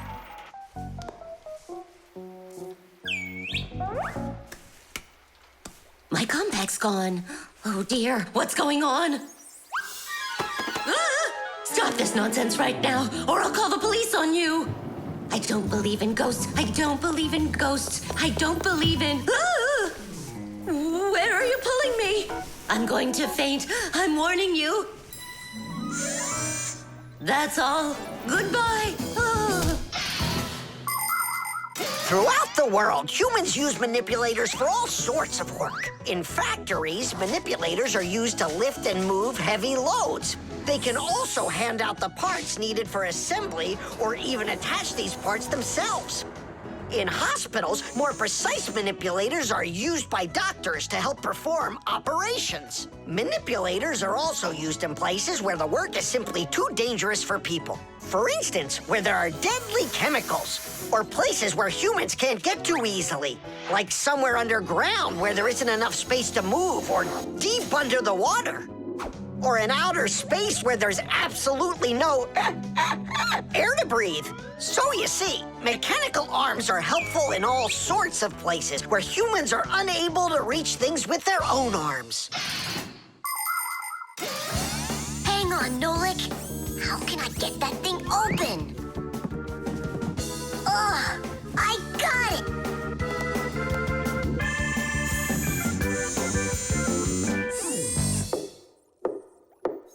Yes? Who's there?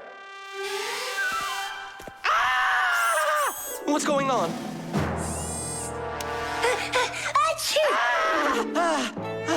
No, Nolik? What are you doing in there? Achoo! We just took a little test flight. Is this yours?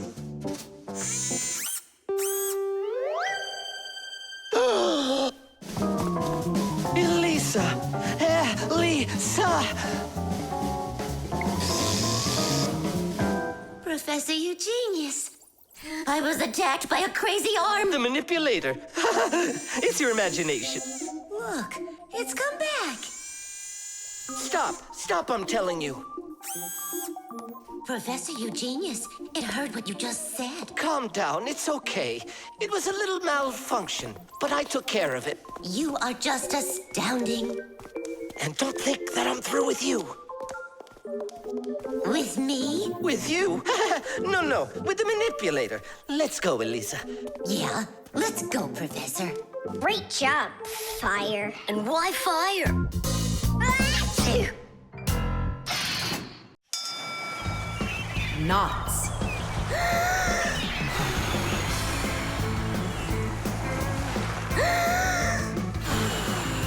Nolik, there are pirates off the starboard side. Battery, fire! Hey, I'm not a pirate. Why'd you hit me? That's it. I'm tired of playing the wind. Where are my pirates? This looks great. Can I board your ship? And what are your skills? Tons, like protecting the ship and yelling hooray when we win. And how about good sea knots? Can you tie them? Ha! Of course I can tie them. Then tie up our treasure. And make sure it's good and tight. Pirates, prepare to attack! I got it. Whoa! That's done. Good enough. Hooray! It's good and tight. Now can you survive a storm? Without a doubt.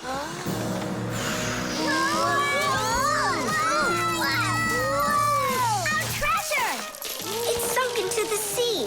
That was my mom's necklace we sunk. I'll pick it all up, don't worry. No, thank you. We'll manage ourselves. He calls himself a sailor. Go and learn to tie some knots. Try tying 2 ropes into a knot. You think it's easy? A badly tied knot will untie itself before you know it. Here's one way to tie it right. First, cross over the 2 ends like this. Now to finish the knot, you've got to cross them over again. But not this way. It's got to be in the opposite direction. When it's done, it looks like one loop inside another. This kind of knot is called a square knot. And it won't untie as long as you tie it right. And that's just one of the many kinds of knots a sailor has to learn.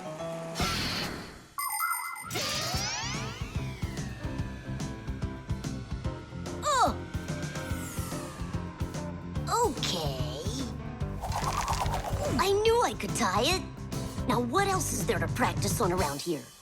I found some more of our treasure. Here's another one. That's 19, but we're supposed to have 20. I know it because I counted our treasure. So what happened to the last one? Well done there. So what else could I tie? Perfect. I even remember what it looks like. It's a different color. It's a bright red one. Oh, Mom's gonna notice right away that the red one's gone. I gotta go find it. Yeah, I think it's on the floor. Who tied my laces together? I was just practicing, sorry. And what else did you tie up to practice your knots? Not sure you want to know. You're funny. Let's go untie them.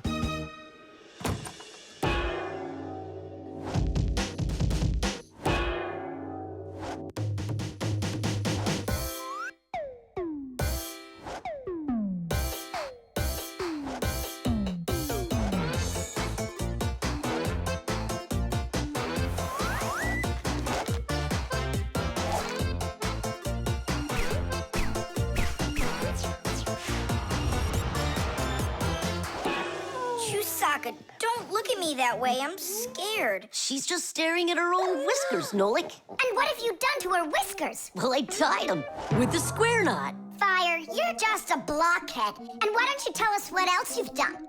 Well, okay. I tied a decoration on her tail. That's where it is. We were looking everywhere for that thing. Fire, go and fix everything you've done. Chusaka, don't run away. Don't be scared. We just want to untie the knots. Sailors have developed all sorts of different knots. Without them, they couldn't control their sails. But we couldn't get by without knots on land either. Mountain climbers use tightly knotted ropes to help them climb and keep them safe. Fishermen tie hooks to their fishing line using special knots. You can't even pitch a camping tent properly without making a knot. When people sew, they tie knots in the thread to hold it in place. And doctors use knots when they stitch and bandage a wound. And a tie wouldn't be a tie if you didn't tie a knot in it. Sneakers won't fall off your feet. And the laces won't drag on the ground if they're tied with a proper knot. But sometimes things can get knotted up by accident.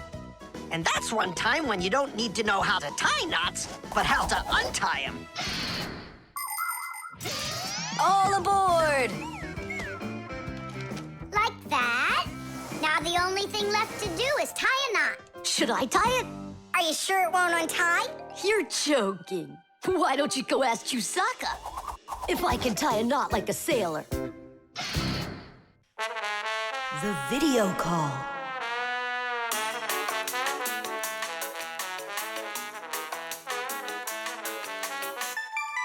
Turn on the camera right away. It's me, Simka.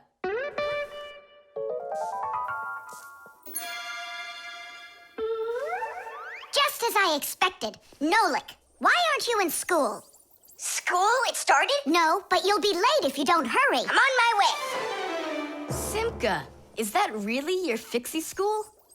Well, actually, it's the laboratory where Professor Eugenius works at. He lets us have our school here. Who's that, Simka? Look. Is that the professor? Where? Oh, come on, Tom Thomas. That's the manipulator. Who? Not who, what? It's a mechanical arm. For real? Oh, please show me some of the other things you've got. But how can I show you? Come on, with the camera. Computers and tablets are able to connect with one another through the internet. That's why you can talk to another person on your computer like you're talking on the phone. And if the computer has a video camera, then it's possible to send not only sound through the internet, but video as well. That's why it's called a video call. With video calls, it's possible to talk to your friends, to see them, and to show them all the things you can see yourself. All right, take a look. Over here we have chemistry equipment. And over here... Hey, Tom Thomas. It's good to see you.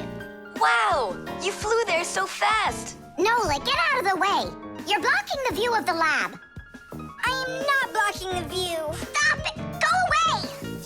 Go away. Tom Thomas, what are you watching? Is it time to turn into screws? Too late. He already spotted us. It's just a cartoon about these funny little guys. Can I watch with you? Nah, it's boring, Dad, and I've already seen it. Next, that blue guy, he starts jumping. Watch. Now what? I say run. Start jumping. Make it cartoony. Now that redheaded character will sing. Watch. La la la la la la la la la. Then she starts dancing. La la la la la la la. These guys really are funny. And here are the super fast moves. That was funny. I gotta get going. That's all. You can rest. My dad went out. I'll get you, Tom Thomas. What are you doing over there, huh? Watching a movie. But why on my computer? Sorry, Professor. Yeah, will you forgive us? So how is it any good? Uh-huh. It's a super funny one. Really? Yeah. You see that boy there? He's gonna start waving his arms around like a maniac. He also crows like a chicken. Cock-a-doodle-doo! And now the boy's gonna go in and chew paper.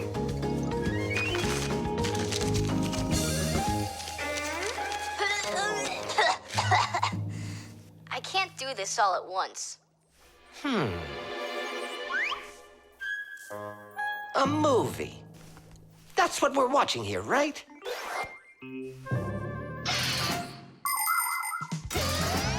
People have always been interested in seeing what's going on outside of where they are. And with the invention of video transmission, it's now possible to see what's going on almost anywhere. Now, without leaving your home, you can see what's happening on another street or even in some far corner of the world. With the help of video calls, doctors can help their colleagues perform complicated surgeries. Teachers can give lessons by video, and scientists can take part in video conferences.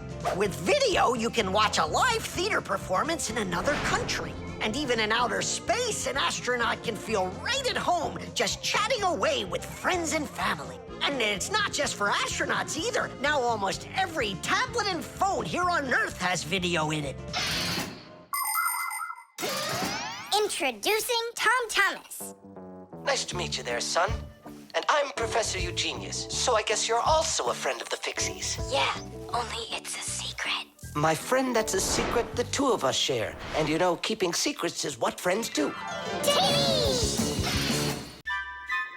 The chick. Ah, Professor Eugenius is making breakfast. Only the eggs will never get cooked at this temperature. What are you doing? You can't heat up these eggs to temperatures that are this hot. Why can't you? The chicks, you'll kill them. What chicks? Where? This appliance, do you even know what it is? I thought it was an egg cooker. You thought it was an egg cooker? Listen up. I do not want to see you around this thing. Not anywhere close. Got it? I won't get close to it. But Grampus, we don't even know what this is for. It's called an incubator. To help her chicks hatch, a mother hen sits on her eggs for a long time, keeping them warm with the heat of her body. An incubator is a device for hatching chicks that is used in place of the mother hen. It's always nice and warm inside, just like under a chicken's wing, but not too hot. An incubator can even turn the eggs so they get just the right amount of heat all over. Chicks that are hatched in an incubator are no different from the chicks that are hatched without them. Fire! What? This thunderstorm is really scary. Let's be scared together. I'm not scared at all. Me neither. I was joking. Just joking with you. What do you think? Are the chicks scared in there? Holy moly! Wow, that was a big one. Even the electricity got turned off. The incubator turned off too. And the temperature is dropping. And for little chicks, is that bad? I'm sure it is.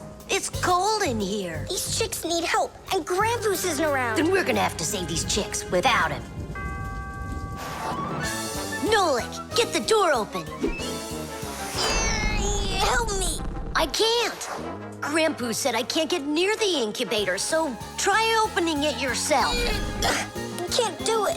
And I can't help you. But the chicks are going to die of cold. Let's just do it.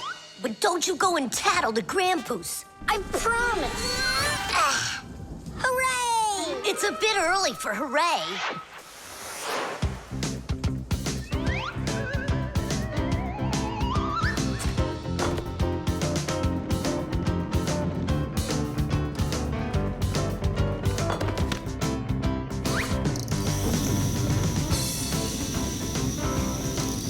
Candle? Yeah, we'll warm up the chicks with the fire. Class.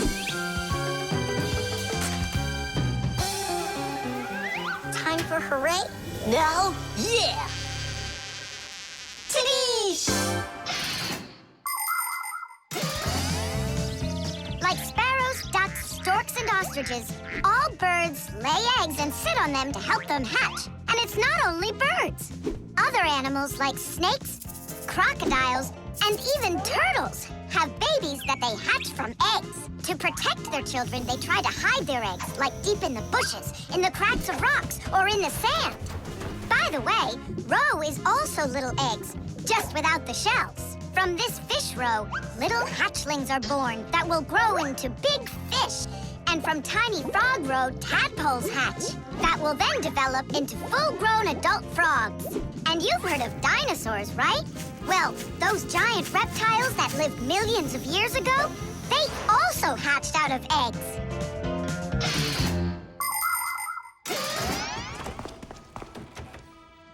What happened to the electricity in here? It's a blackout from the thunderstorm, I guess. This is just awful. My incubator. Someone lit a candle, and the temperature is normal. So who put the candle in there? Tell us right now. Nolik, don't be a tattletale. It was me. By yourself. By myself? Of course yourself. I wasn't allowed near it. Well, yeah. He wasn't allowed near it. All by yourself. Then well done. You saved the chicks. Our hero. So, Fire, follow his example. And you, Nolik, accept our heartfelt thanks. Look inside. They're starting to hatch. All right, Fire. Come take a look. Now I'm allowing you.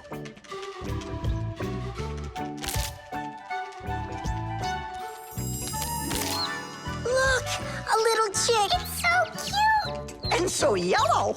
Look at him. What a little sweetie. Fire. What? Well, I really know who saved him. Tadoosh. The globe. Ready? Set? Go!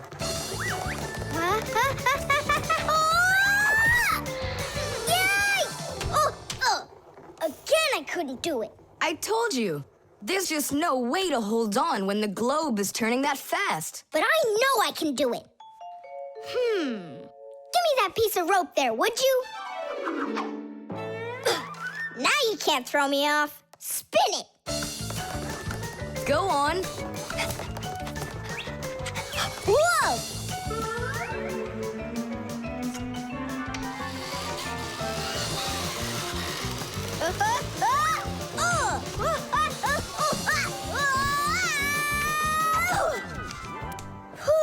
What you doing? Trying to learn a bit about the Earth's gravity? That's a globe, not the Earth. Well, a globe's a model of the Earth, isn't it? Hey, come on, Simka. The globe looks like a ball, but the Earth is flat. We walk on it. The Earth also looks like a ball. It's just a very, very big one. It's not true. If the Earth is really round like you say, then it would throw people right off of it, like the globe does to me. No, it's just that the Earth pulls everyone towards it. Are you sure? The planet that we live on, the Earth, is a huge sphere. The Earth revolves around the sun, and the moon revolves around the Earth. Do you know why they don't fly away from each other? It's because of a force called gravity that pulls all objects towards each other. The heavier the object, the stronger its pull. That's why people, rocks, air, and water get pulled towards the Earth instead of floating up into space. Thanks to gravity, we are able to walk on the Earth.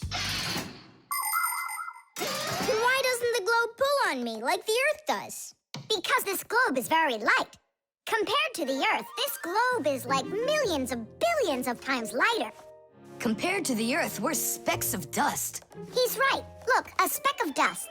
It sticks to the globe like we stick to the Earth. Oh, come on. It's just because no one's turning it. But the Earth's spinning and we stick to it. What? I just don't believe you. There's just no way the Earth is spinning. You've really got no idea how the days all turn into the nights, do you? Do too. It's because the sun goes up and then sets.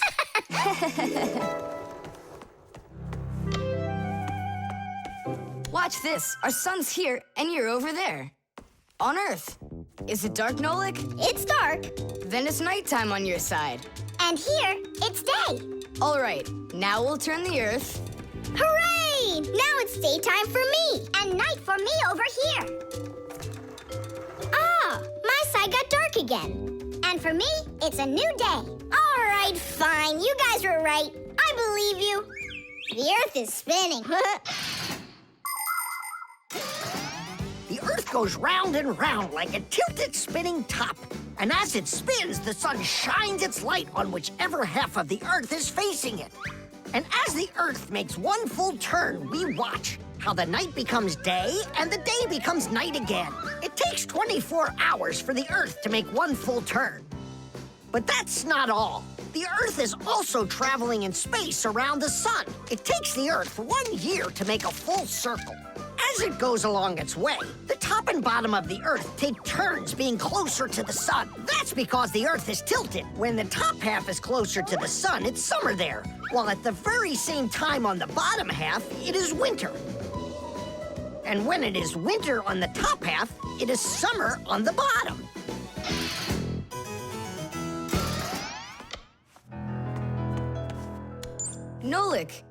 Nolik, where are you? I'm not sure. Somewhere in Kazakhstan.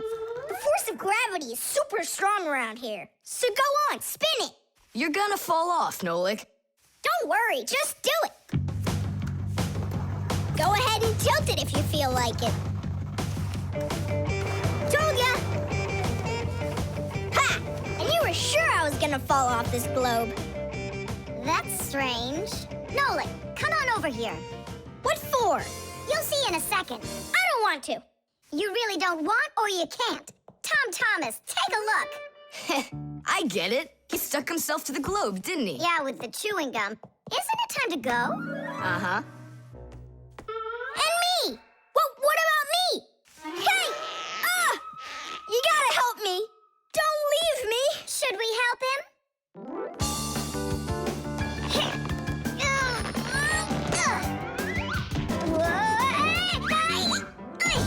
I never would have thunk it, but the pull of chewing gum is even stronger than the Earth's gravity. The motion sensor. This part has to be replaced with one that's new. I've got an idea. How about we run to the warehouse and get it? Because you don't have time to go there. And that way you can keep on working. All right, then. Only remember the code for the part. A8375. I'll remember it for sure.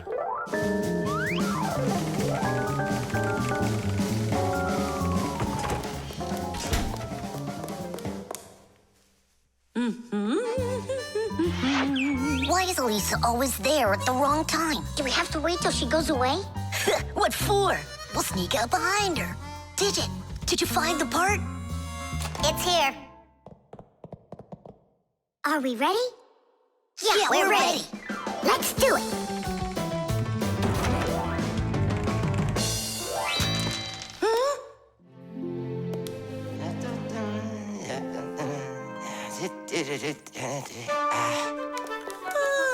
Professor Eugenius, you're in here. Do you know why this door just opened? And closed by itself? Of course I know, Elisa.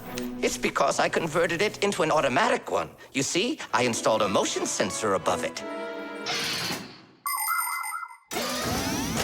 A motion sensor is like an electronic eye that watches everything that moves in front of it. Did you ever wonder how doors open by themselves at places like stores or at the airport? They open with the help of motion sensors. If the sensor sees that someone walks up to the door, it sends a signal to the door's electric motor. The electric motor opens the door and then automatically closes it after the person walks through it.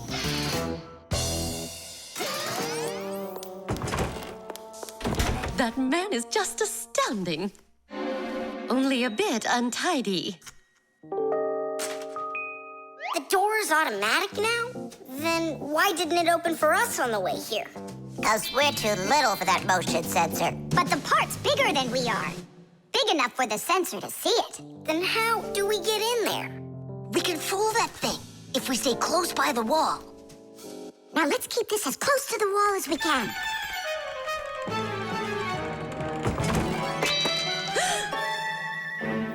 This door is a little too automatic. And these parts are here again. Didn't I put them away?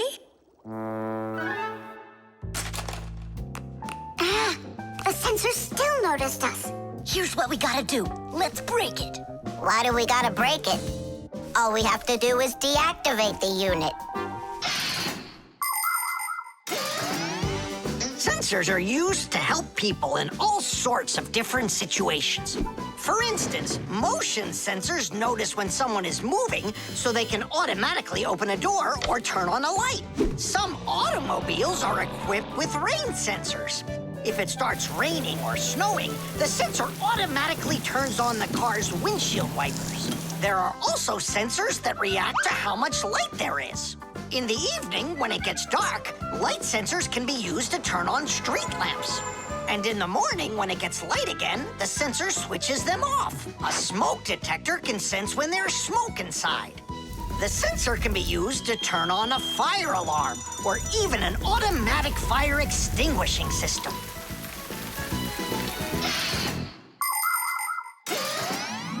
I turned it off. That should do the trick. Great job. Let's go.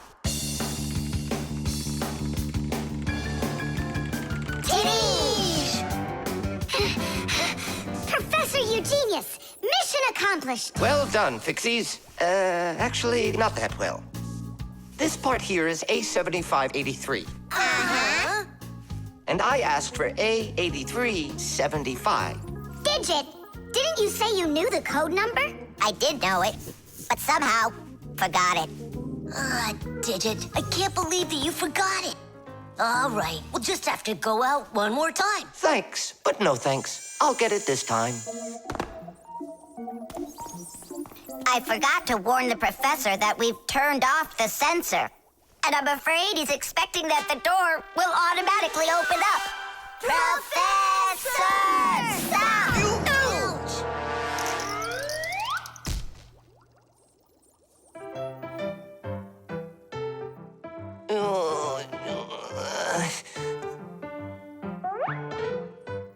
Forgive us, we didn't mean it. The Pack-A-Mat. Simka, can I have the Pack-A-Mat? I'd like to practice with it a little before the exam. Take it!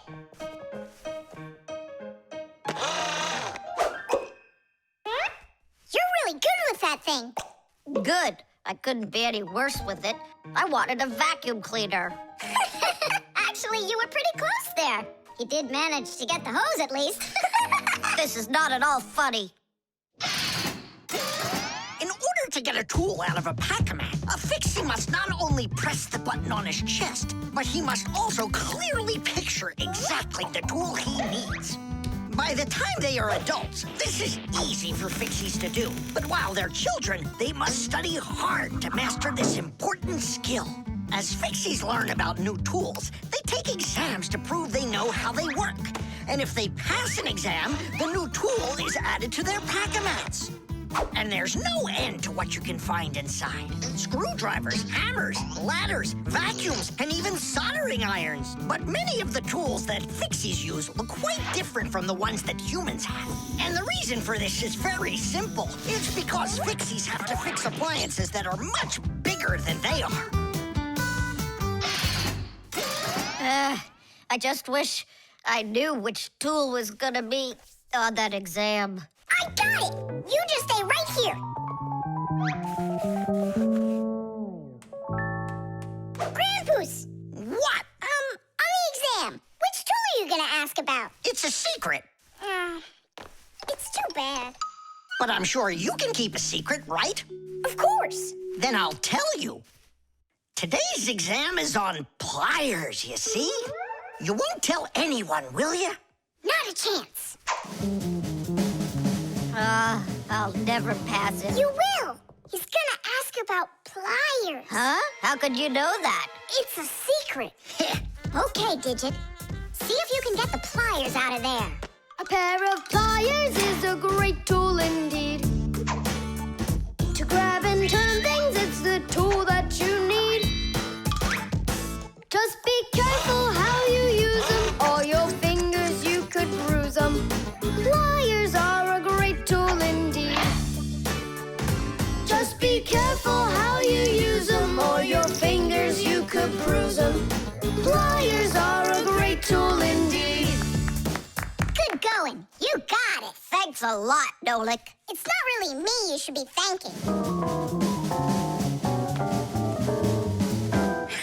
Grandpoos, thanks a lot. For what? The secret. What secret? About the pliers. Oh, that. You know, I picked a new topic. I decided that a hammer will be the tool. A hammer? Only it's a secret. I remember.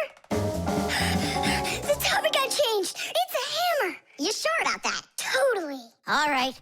I'll try to do it. A hammer is a great tool indeed. To pound in nails, it is the tool that you need. Just be careful how you use it, or your finger you could bruise it. A hammer is a great tool indeed. Super. I'm sure you're gonna pass. That's only if he asks me about a hammer. I'll be right back. Grandpoos, it's a hammer for sure? Nah.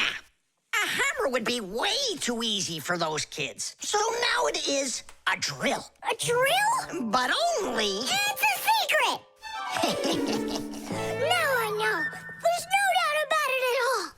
It's a drill! A drill is such a great tool indeed. To drill a hole, it is the tool that you need. Just be careful how you use it, or your finger you could lose it. A drill is such a great tool indeed. And if it's not a drill, right. Hammers, wrenches, drills, screwdrivers, vices, mallets, saws, and pliers. All of these are super duper great tools, yes indeed. That's all. That's enough of this. I'll just go and take the exam. Yeah.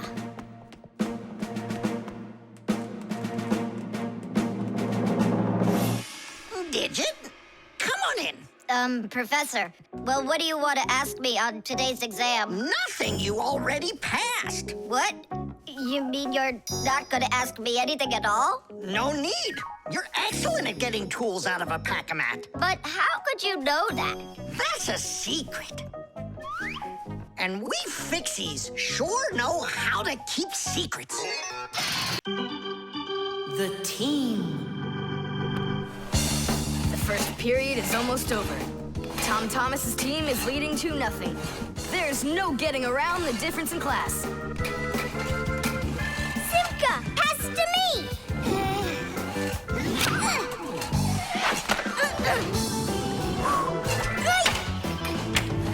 Simka, over here!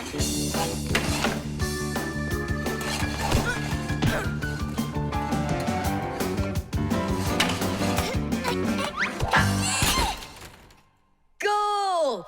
3-0.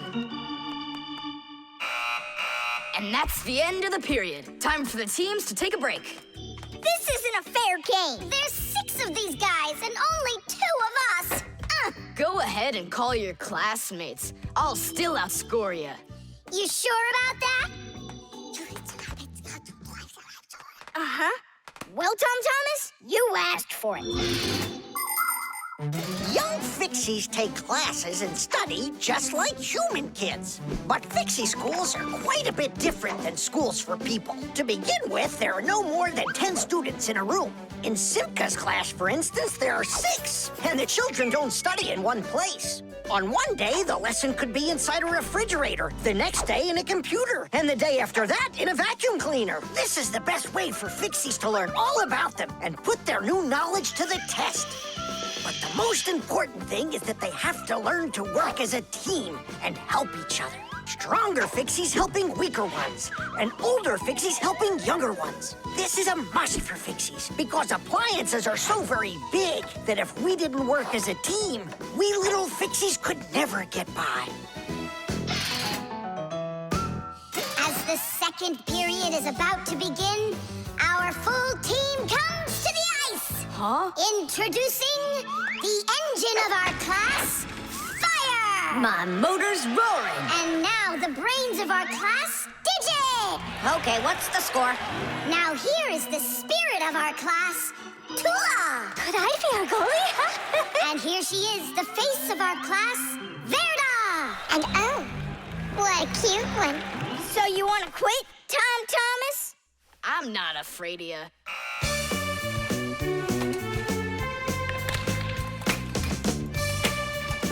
Nolik, pass! Shoot! I'm calculating the angle to use. Whoa! Oops!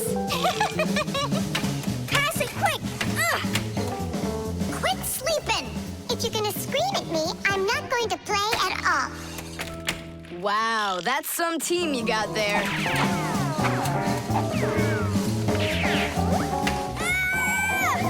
6-0. It's a blowout. Now the intermission before the final period. We're missing something here. I can tell you what. You mean confidence? Calculations? Elegance? I know speed. What's missing here's teamwork. Simka, you're right. It's one for all and all for one. Then here's what we're gonna do. We got it.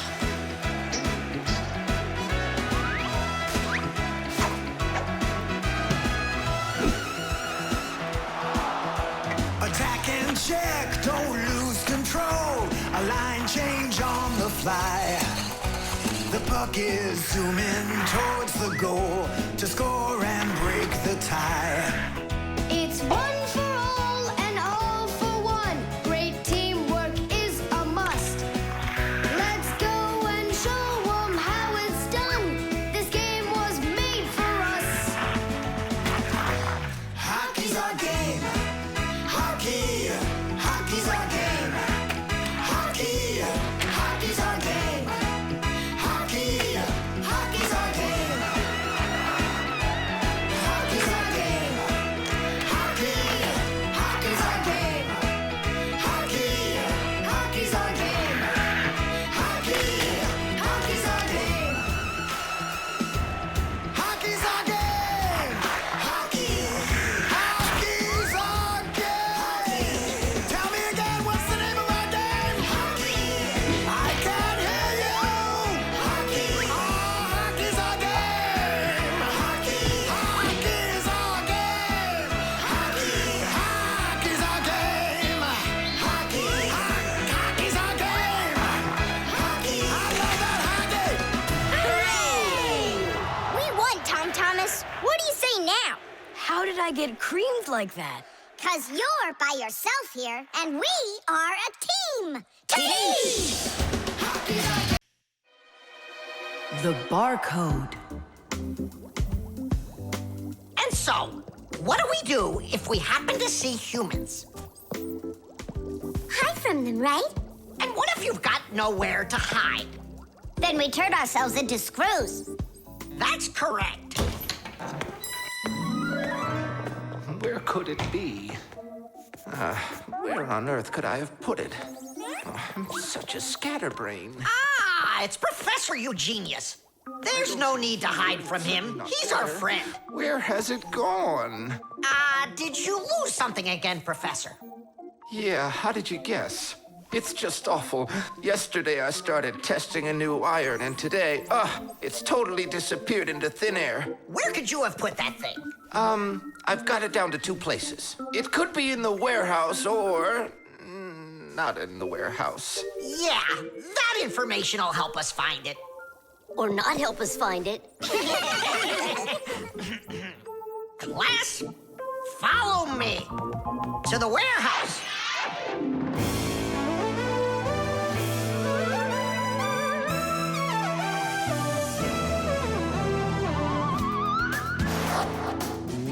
Wow, look at all these boxes.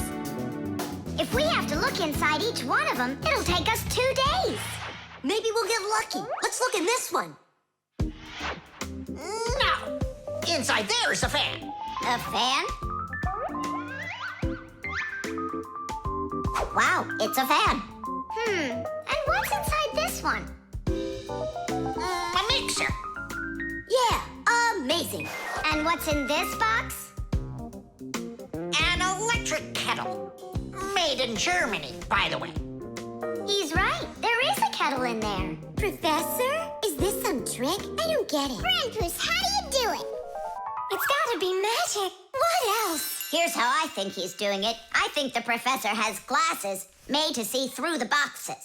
Of course not.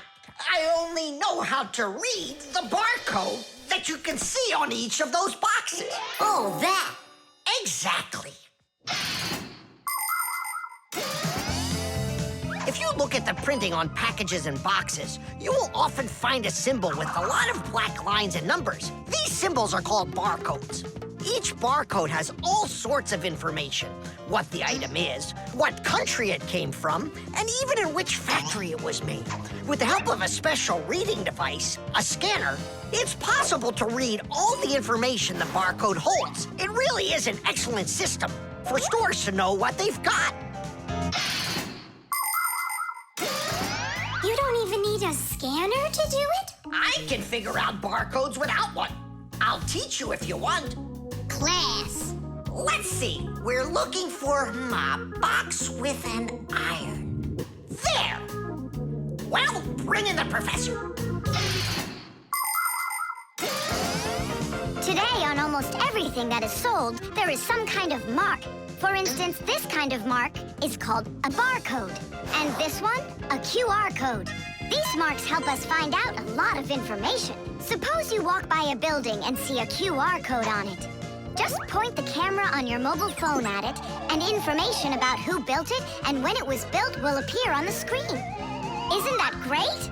It's a shame not every phone can do this yet. And that's not all. There are also marks that work without pictures. There are electronic chips that can hold information. These chips can be put inside of ID cards or travel passes, and all you need to do is press the card near a reader so it can check if you're allowed to go on through. You just made my day. You found it so quickly. What would I do without you? Huh? Is something wrong? This is not an iron. Whose sandwich is that? Mine. Yesterday I wanted to put it into the fridge, only I guess I put it into my... I just get distracted so easily. Look, we need to think this through logically. If you went and placed your sandwich into the box where the iron should have gone, then you must have put your iron in the refrigerator. Oh, here you are. Here you are, my new iron. Oh, I looked everywhere for you. Thank you, my friends, once again. There's no need to thank us at all. You're always there when we need help. You've even let us open our own school here in your laboratory. And we don't have to hide ourselves. Yeah, that's because you're so kind and you love Fixies. The chain reaction. Tom Thomas, what you doing?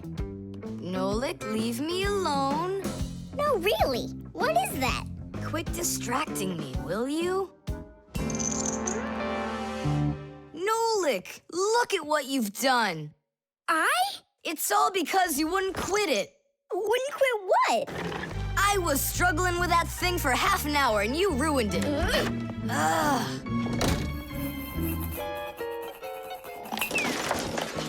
Whoa! Oh! Hey, Tom Thomas, can you hear me? Tom Thomas, let me out!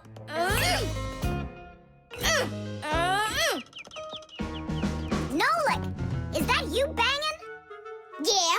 And how did you end up in there? None of your business. Why are you so rude to me? 'Cause I feel like it. Oh, yeah? Enjoy sitting there. Well, who needs you? Goodbye.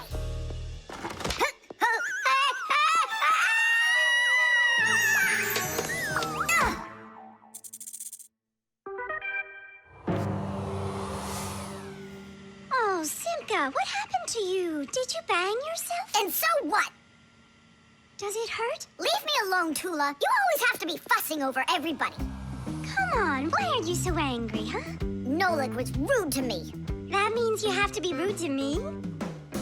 Forgive me, Tula. And where's Nolik right now? There. Let's go see him. Nolik, it's Tula. Are you all right? I'm fine. Why were you so rude with your sister? 'Cause Tom Thomas was rude with me. I get it. It's a chain reaction.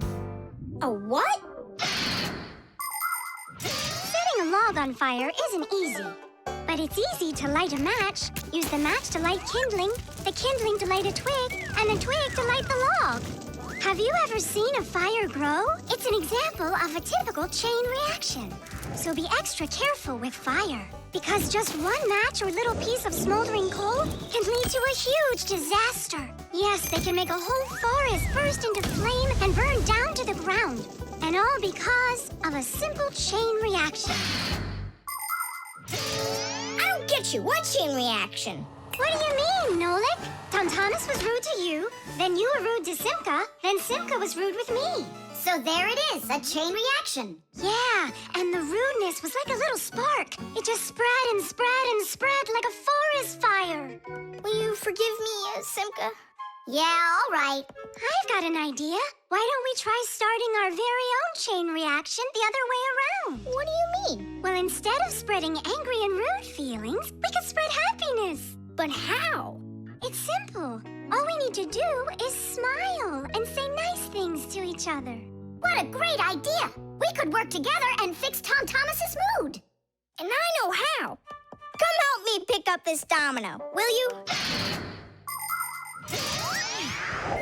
Everything in the whole universe is made up of atoms. Particles so extremely small that you can't even see them through a microscope. But when a tiny atom splits, it makes a tiny explosion. And that explosion can start another explosion, and another explosion, and another. And now you've got a chain reaction. And that's how a lot of tiny explosions work together to make the gigantic explosion of an atomic bomb, the deadliest weapon known to man. But atomic energy can also be used for peaceful purposes. For example, nuclear power plants use this energy to produce electricity and hot water. And nuclear-powered icebreakers can break through the thick Arctic ice so ships can sail on their way.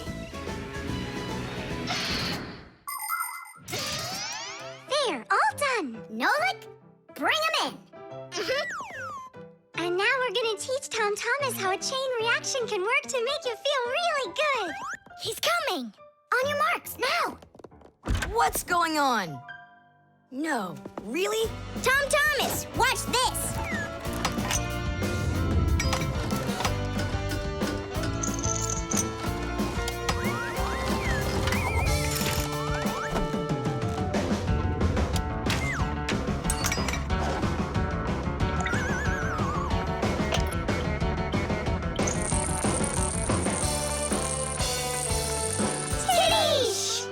That was so totally awesome! I can't believe what I saw!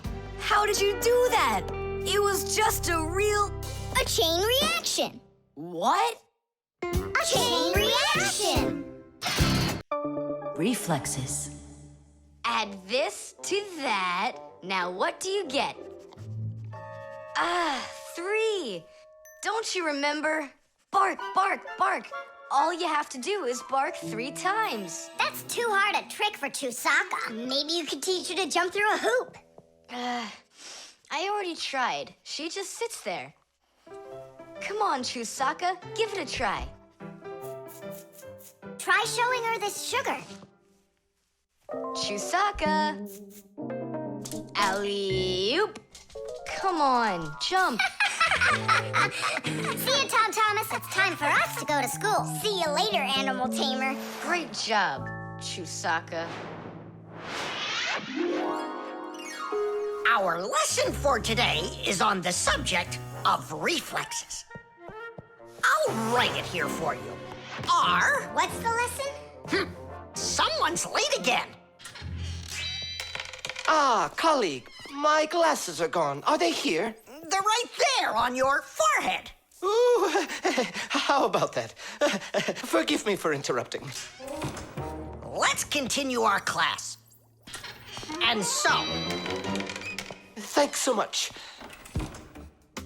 So you turned into screws again. Does anyone know why that is? Because we have to hide ourselves from humans. But you don't have to hide yourself from Professor Eugenius. But we didn't know it was him at the door. Right you are.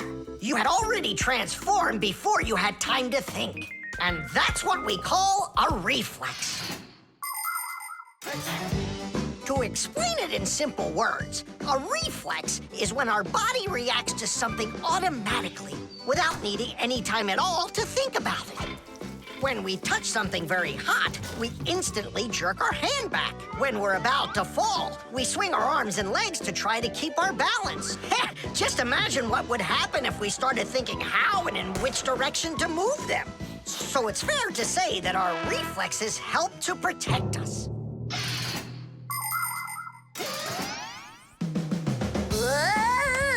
No kidding. They protect us.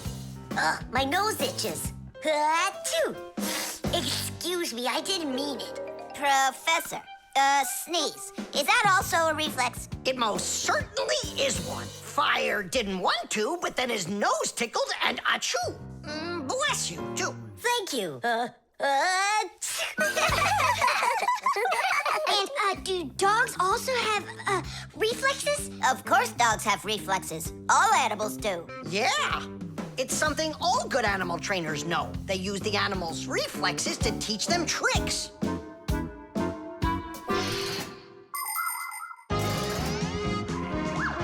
Many humans teach their pets lots of commands, like to bring a ball, to count, or even to dance. But to train a pet, you gotta know what to do. A good animal trainer always has plenty of treats handy. As soon as an animal follows a command correctly, like standing on its hind legs or jumping over a hurdle, the animal gets a treat. And then the trainer makes a unique signal right away, like clicking his fingers or blowing a whistle. After repeating this training over and over, the animal develops a reflex. Once it gets the signal, it carries out the command and then gets a treat.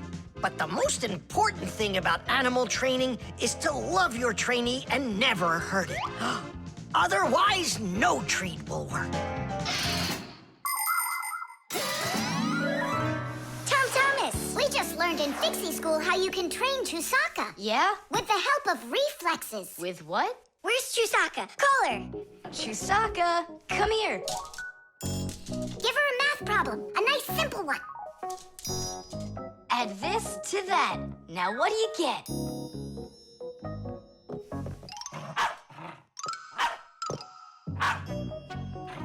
It's a miracle! 3! You got it! No, it's not a miracle. Science is what it is. You know how Chusaka barks whenever she sees a Fixie around. That's what we call a reflex, you know. I understand. And do you know how I can teach her jumping? Well, we didn't figure that out yet. Wait a sec, I know how. Chasing Fixies. Isn't that one of Chusaka's reflexes? Probably, although... That's great, so let's go and train the dog. Nothing's ever too much for a good friend. Chusaka.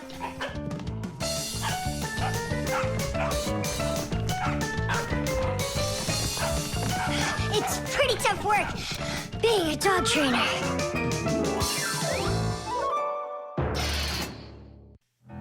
The fire extinguisher. So, who can tell me, in the home, what is the greatest danger of them all? Chewsaka. Well, dogs are dangerous for us, but what is very scary for us and for humans? Fire! Huh? Where? I was just answering what you asked us. Although your joke was awful, Fire, your answer was actually correct. Nothing can be worse than getting caught inside a house on fire. Don't know much about chemistry, but I can handle circuitry. That's an interesting idea. I have to try it out. And that's why every Pac-a-mat has a fire extinguisher inside of it. And how do you turn them on? Well, I'll show you at the end of the lesson. Nolik, listen, yell fire. How come? I just want to find out how the professor turns on a fire extinguisher. Forget it, Fire. I won't do it for you. Fire! Huh? You again! I was joking. It's a stupid kind of joke, and I want you to leave right now. Actually, I should call your parents to discuss this terrible behavior. Fire is no joke at all. Remember, never fool with fire. Of course, you should never play with matches or with lighters. Everybody knows that. But those aren't the only things that can cause a fire inside of a house.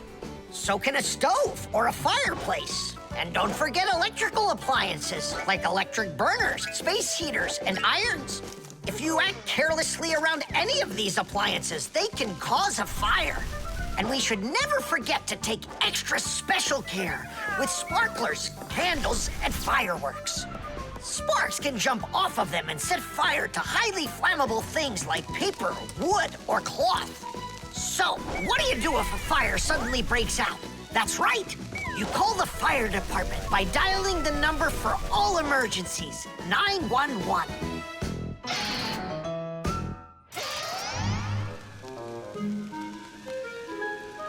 Huh? What's going on?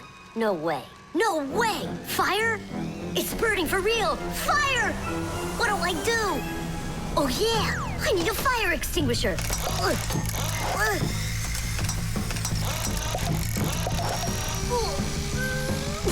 Where are you? And that's how a Pac-a-mat can become a fire extinguisher. Do you understand? We understand. There's a fire! It's over there! Enough! You don't know when to stop fire. I'm not joking this time. Please believe me, it's there. Nice try, Fire. Oh, look, he even used smoke this time. No, Simka. That smoke's from a fire. Uh-huh. I'm sure that this time it's for real. It's the truth. I swear I'm not lying. This time I think it's true. He's not joking. We've got ourselves a real fire here. Tula, Simka, turn off the soldering iron. Uh-huh. Got it. Be careful, kids. You have to stay back here away from the fire. And what can I do to help? Take out your fire extinguisher.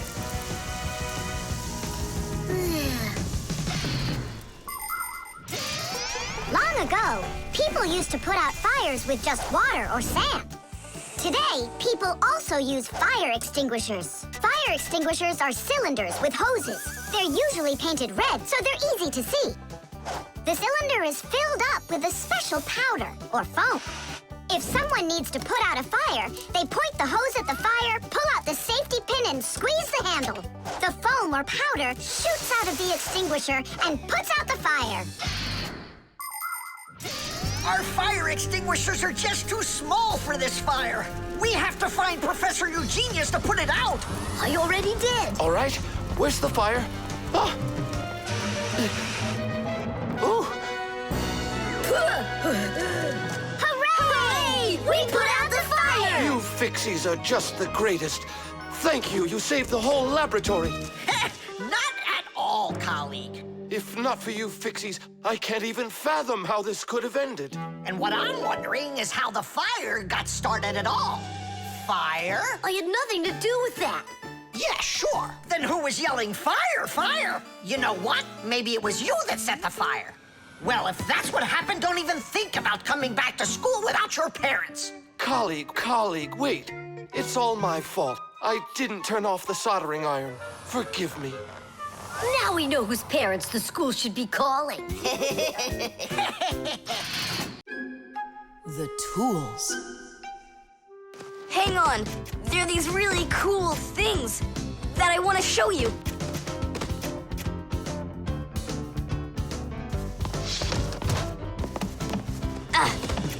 Whoa! Whoa, look how many things you got all at once. Your dad's gonna be so angry when he sees what you did with all of his tools. I'm gonna put them all right back where they were. And where were they? Open the box and you'll see. It's neat. There's a special place in there for each one of the tools. Try hammering in a nail or drilling a hole with your bare hands. There's no way. But with the help of the proper tools, it's a piece of cake. But of course, that's only if you know how to use them. Tools need proper care. If the head of a hammer is loose or a drill is dull, then you shouldn't work with them. It's dangerous. And when you're done working, put the tools back in their places, or you'll be tearing your house apart trying to find them the next time you need them. Huh. The pincers go here, and the wrench goes over there. This drill bit's too long for this spot. Let's see if it fits in this one. Huh. Any idea what this tool is for? For splitting wood or carving stone. That chisel's what you want to own. Wow, Simka, you're a real poet. Now try to answer this little poem. When you have a thing to measure, this round tool is quite a treasure. This tool, right? I know what it's called. It's a measuring tape. Let me measure you, Nolik. Wow, you've grown. You've almost reached 1 centimeter. Class! I also have a rhyming riddle for you. What bangs a nail into the wall to make sure pictures never fall? A hammer! I was first, and the hammer goes right here. And now I have one for you to guess. If you need to screw in screws, here's the tool that you should use. Screwdriver! I was first, again. You got it right. All right, Tom Thomas, we better hurry. We still have a lot of tools here to get sorted out. Humans, just like Fixies, use hundreds of different tools to do their work. Picking the right one depends on the task at hand. For instance, if you need to hammer in a nail, use a hammer. But you don't use a hammer for a screw. For that, there's a special tool called a screwdriver. A wrench is the tool for tightening nuts and bolts. A vise is used to hold a part in place, and a drill to drill a hole. If you need to cut a piece of wood, you should choose a saw. You could use a handsaw, for example, or a hacksaw. Different kinds of pliers can be used for snipping, gripping, or bending. If you need to smooth something down, you use a file. If you learn how to work with tools properly, you can build just about anything. Looks like we did it, just in time. Oh, and how about this? Do you know what kind of tool that is? I don't know. There's no place for it in here. Just throw it out. Come on, and what if my parents use it? Looks like we did something wrong here. My dad came home. Tom Thomas! I'm in here. Hi there. Reading. Way to go, son. Huh? Oh! I don't get it. Where is it? What? I put a piece of metal under the table leg so it wouldn't shake, but it disappeared. So that's where the tools place is. Did you take it? What? I didn't. It must be somewhere under the table. And you look under the sofa. All right.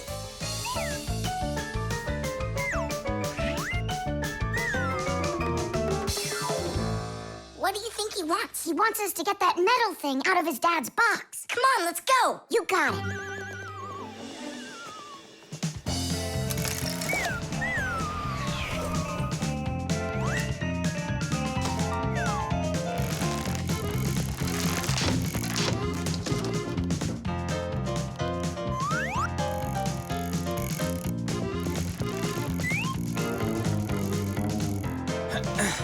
Any luck?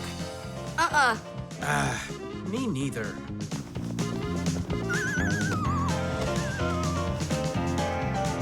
I found it, Dad. It was under the table, just like I told you. Huh. You were right. It's strange. How could I have missed it? Maybe you're just, tired from working too much. Maybe. Tadish. What? It's a new word, Tadish. Tadish? I do like the sound of it. GPS.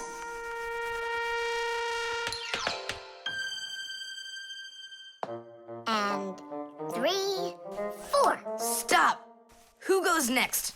I'm next. 5. 1, 2, 3. 3. And... Wait, I gotta choose a route. Should I go here or there? choose already. Nolik, what are you doing over there? Nothing at all. Just waiting at my place. Good, and don't get off it. Wellfire? What was that? The alarm on my Fixie tab. Oh, our lesson's about to start. Hurry! What about the game? Later!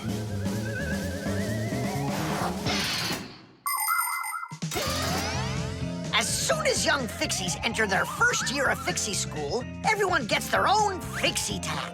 It's a little computer that can do anything at all. Well, almost anything at all. Studying with a Fixie tab is fantastic. You can read it just like a book and write in it just like writing in a notebook. You can use a Fixie tab to listen to music, watch movies, find your way around, and talk, text, and send letters to your friends. And if you want, you can use a Fixie tab to go on to the internet that humans use, or you can visit the secret Fixie internet, where you can find news about the world of the Fixies. And Fixie tabs have games on them, too. Of course, these games can be a lot of fun, but you shouldn't play games until your homework is all done. Faster, or we'll be late. I know a shortcut we can use. This way.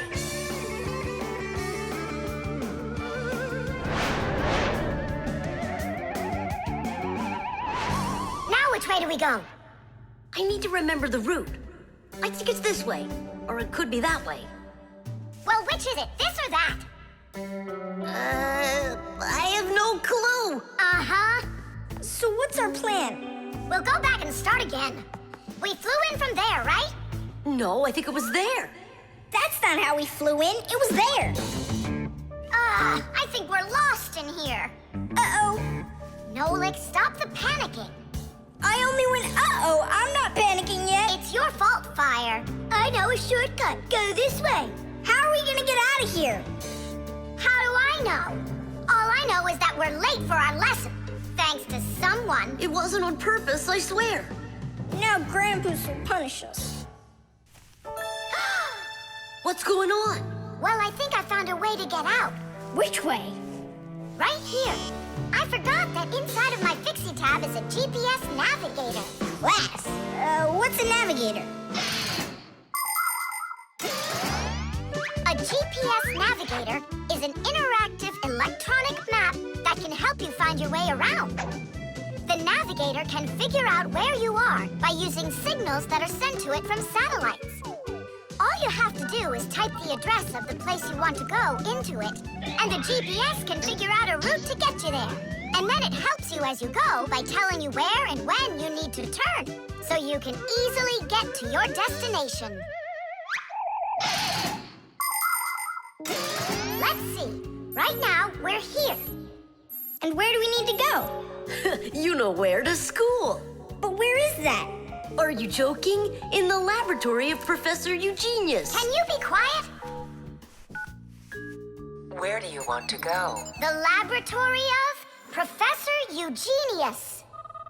Please wait while I chart out the route. Ha! It did it! The navigator says to go there. Hey, what are you doing over there? Come on!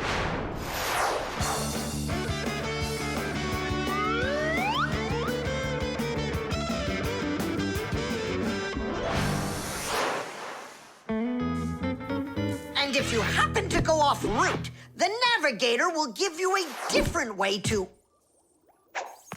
Well, you finally made it. Unfortunately, you missed an important lesson today. We got lost. Forgive us. In case you're wondering, we were studying navigators. And you know what? We just used a navigator to get here. Yeah, it showed us the way we had to go. Well, that's certainly quite lucky for you, because now you don't get an F. But from now on, kids, you have to get here on time. I promise you that. Because now we know where to get our shortcuts from. The gramophone. And that's a photograph of my mom when she was little. She sure looked happy, didn't she? Because parents were all happy when they were children. But then they grow up and start getting all gloomy and as boring as can be. Oh, what's this, do you know? A song about a screw? It's total nonsense. Nonsense? It's about a screw, which means it's practically about Fixies. Why don't we listen to it and find out? If it's good, we can all dance together. How do you listen to this thing? Like this? Why don't we try to use the player? We won't fit in there. Look, right here it says gramophone record. See? So we need to find a gramophone player. Find what? Let's go to Grandpa's. Grandpa's, we found a song about a screw we want to hear. We're looking for a player for a gramophone record. Ah, I understand. What you need is a gramophone. A gramophone is an old appliance that was made for playing back sound that was recorded onto records. If you want to turn on a gramophone, you need to turn the handle to wind up its spring. The spring makes the record spin. Then, a needle is placed on top of the record, and as it moves through the groove on the record, it shakes a little, which makes a diaphragm, a sort of mini drum skin, start to vibrate. The big horn of the gramophone then makes the sound louder, and we hear a voice or music. The most amazing thing is that a gramophone doesn't have an electric motor or any electronics. That's right. You don't need electricity for a gramophone to play back the sound that's recorded on a record. That's because a gramophone is an entirely mechanical wonder. If you want to know, there is a gramophone in the office of Tom Thomas's dad. It's on the desk. Great, let's go. Thanks would be nice.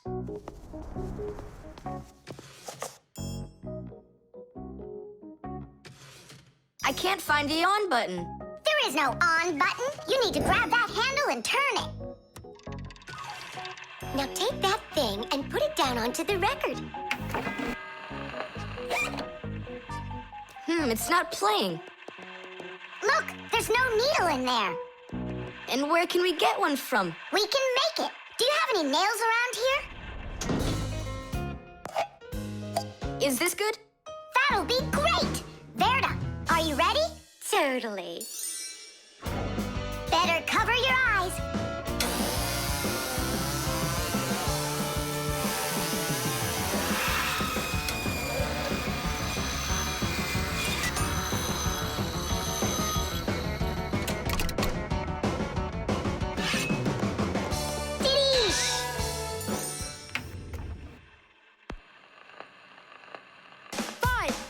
It's working, listen. A little screw went for a run, and now without this little part, everything just falls apart. If you think a screw is nothing, take it out, but just beware. Everything will break without them, with no little screws in there.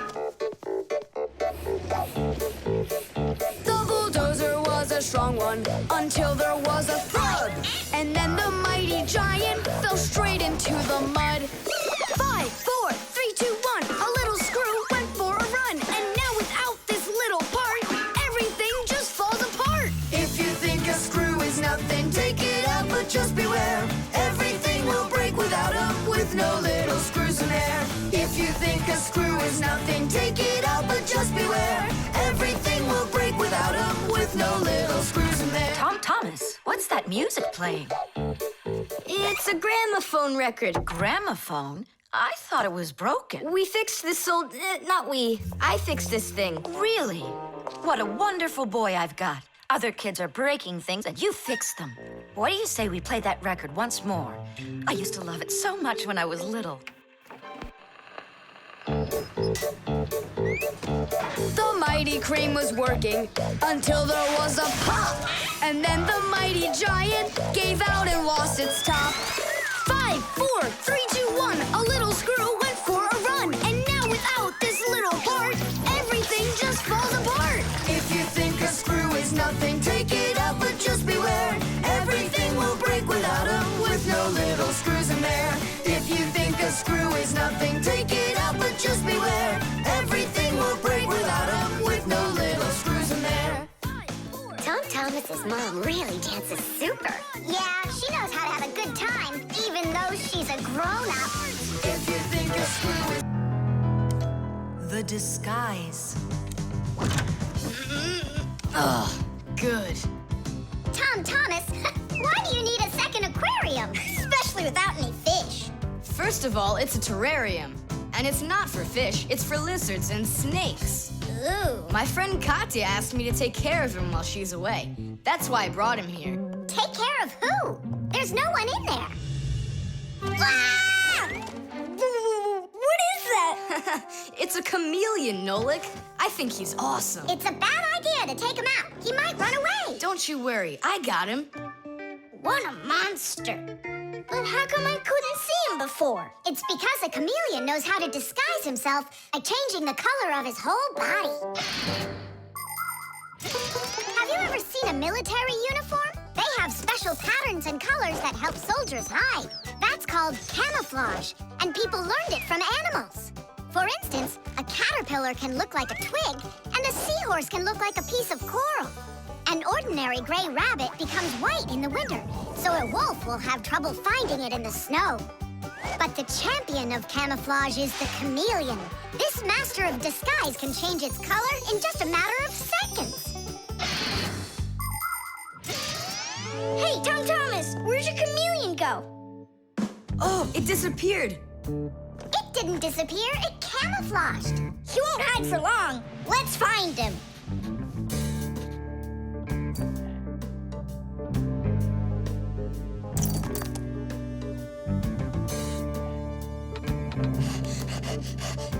Chusaka, have you seen the chameleon? Where is he?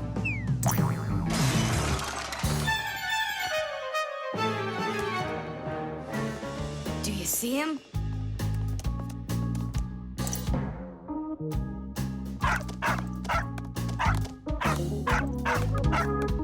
No, he's not gonna let us catch him. We're gonna have to trick him into coming to us. Uh-huh. We can set a trap with something that he likes. What do they like, I wonder? What else? They're food. And what do chameleons eat? Well, like flies or caterpillars, roaches. Where's the fly gonna come from? Well, what if... What? Oh, Simka, just you wait. I'm gonna get you.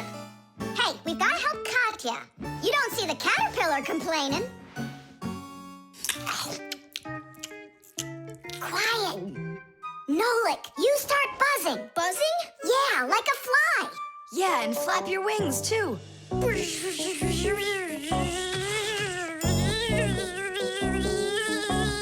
Simka, how long do I gotta keep doing this? Until the chameleon shows himself.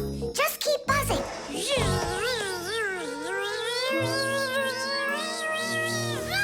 Tom Thomas, there he is. Grab him.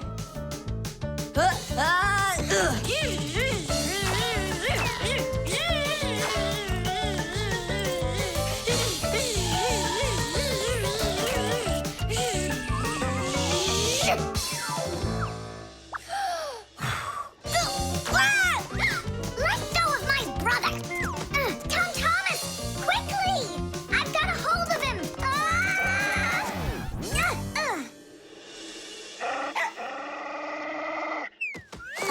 Yep, I gotcha.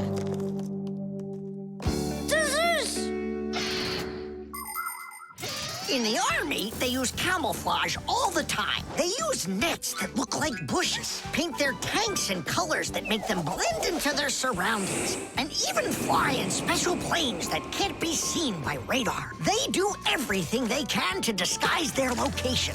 But it's not just the army that uses disguises. Photographers camouflage themselves to take pictures of wild animals. People use makeup to camouflage their blemishes. And artists, they disguise old walls with bright, happy pictures. And people just love to put on masquerade parties where they disguise themselves in costumes and masks. And of course, Fixies have their own great disguise. Remember? Well, what is it? Now he won't run away. So, Mr. Master of Disguise, what are you gonna say now? If only I could disguise myself that well. Nolik, what are you talking about? You know how to disguise yourself 100 times better than him. Ah, you're right. Hey, chameleon, look and learn. Here's a real disguise.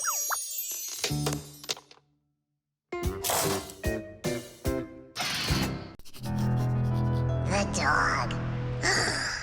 It's about me. Fixies? It's Chusaka.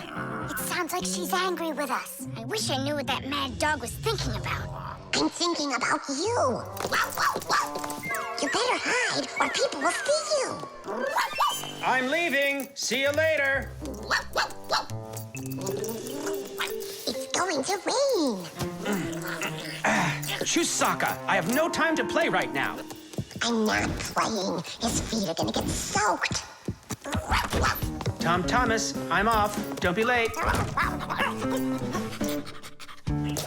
Chusaka, that's enough. No, I need to go to school. He's got his math class today and he's leaving his math book. I'm trying to serve like a good dog, but no one understands me. Dogs have been serving people since ancient times, along with cows, horses, chickens, and other domestic animals. But of all of these animals, the dog was the very first. In the beginning, domesticated dogs looked like wolves. Over time, they started changing and were developed into dogs of many different breeds, from big shepherds to tiny chihuahuas. So a dog is not only a human's best friend, but his very first friend as well. What is that smell?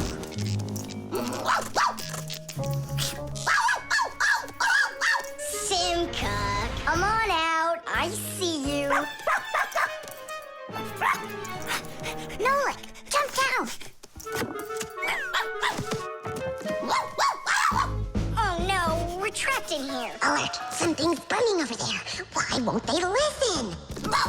I think she's going to eat us. Together with the box.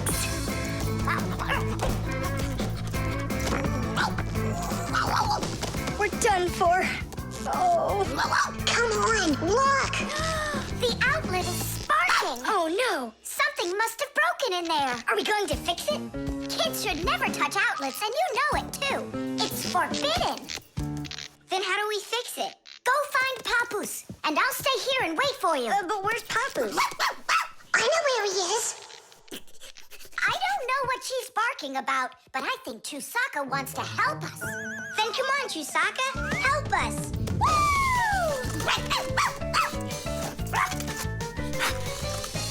He's in there.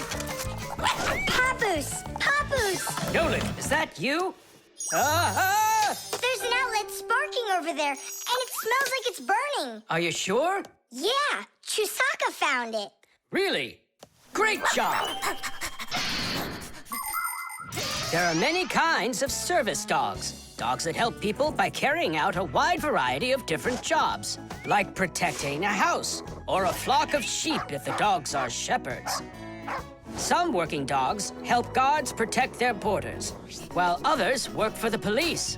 There are sled dogs that transport people and loads in the north, where there's only snow and no roads. Some service dogs help blind people by helping them get to the places they need to go. And there are dogs that save people trapped on mountains. And that's not all. Dogs went up into space before humans. But don't think that dogs are just given these jobs. Oh no! Like humans, dogs study for a long time before they're allowed to take on serious work.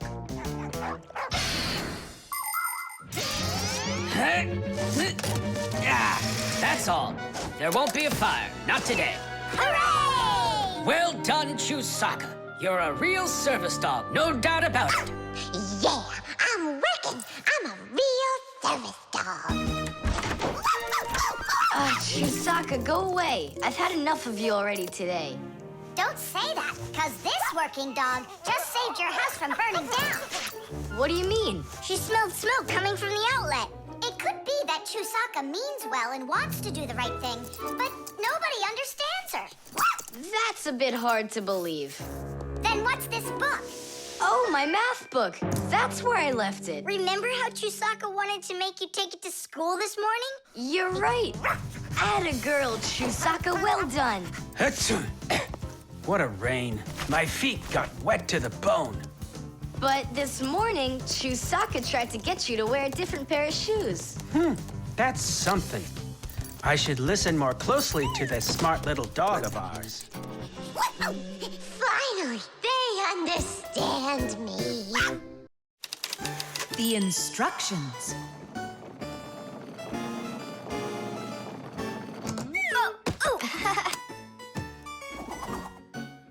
It doesn't work. Try putting it in the other way.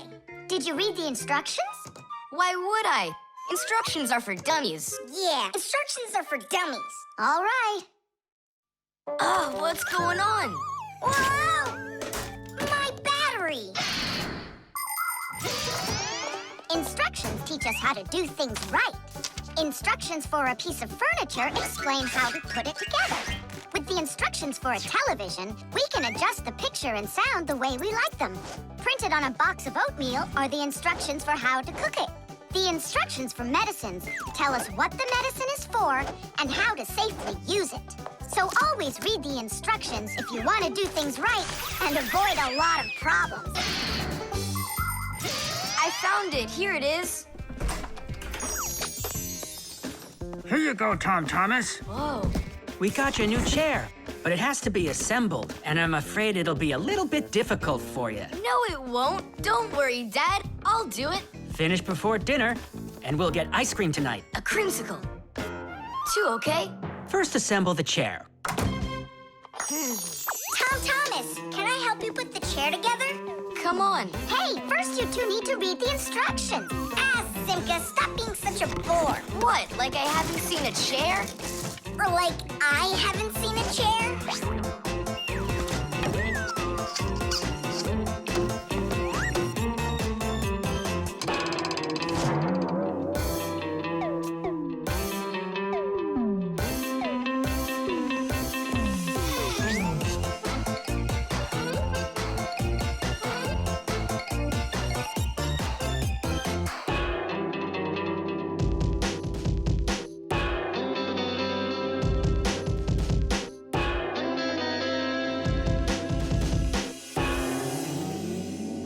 Well, Tom Thomas, you done? Dinner's ready. Let's go. Oh, Dad, no. I need another 2 minutes. Simka, help me. How? What does it say I have to do in the instructions? Ah, I thought you could do it without him. All right, I'll help you. Let's see. Take this part over here and that one over there. Nolik, get a screw. No, the longer one. It's over there.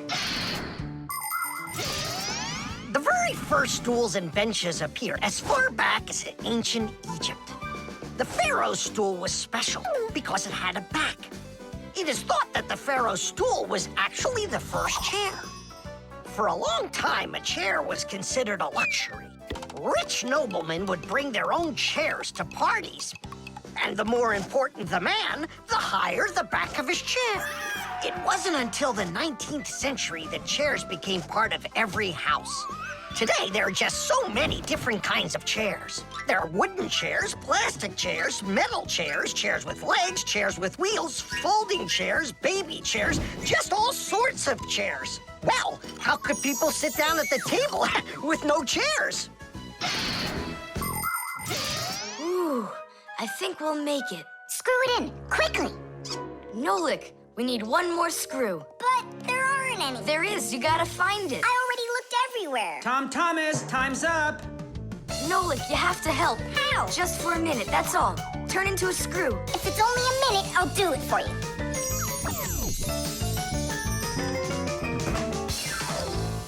I'm done. You built it. Huh. Great job, son. Mom, see how I won the bet? Can you believe it? He put the chair together. You're so brilliant. Go on, have a seat. Oh! Huh? Whew. Now I see. You missed a screw. But I screwed it in. It must have what? Must have what? Look. Here it is. Now this screw's not going anywhere. And that ice cream you won? Well, you just lost it. Well then, Mr. Chair Builder, time for dinner? Yeah, in a sec. Where is that Nolik? He ran away. What a traitor. No, he's not. He promised you he'd become a screw for just a minute. And the minute was up. Well, where is he then? Over there. He's studying the instructions for the clock. Hey, Tom Thomas, it says that we put the wrong kind of battery into the clock. We should have used that kind. You see, Tom Thomas? If you don't want to be a dummy, instructions are for you. The airbag. We're gonna be late. We'll make it.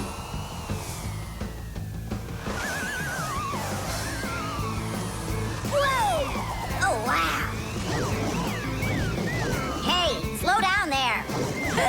I'm a super duper racer.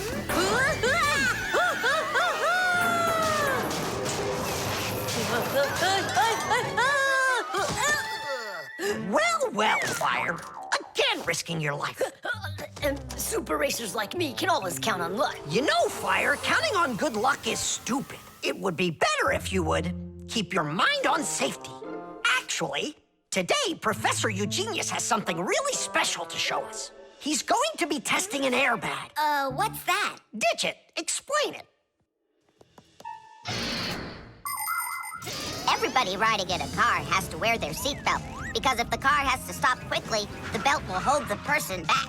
But there are times when even seatbelts don't give enough protection, like when a fast-moving car crashes into something. When that happens, the driver and passengers can be protected by an airbag. You can't see them when they're folded up because they're hidden, but if the car is in a crash, the airbags blow up very quickly, and the person bumps into the bag instead of banging into the steering wheel or flying through the windshield.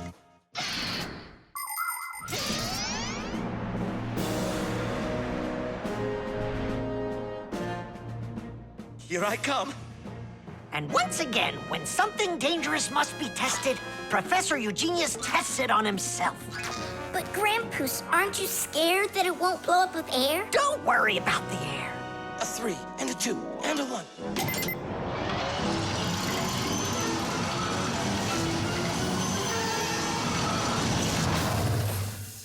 The airbag filled up in an instant. Did you notice? Yeah, but how does it do it?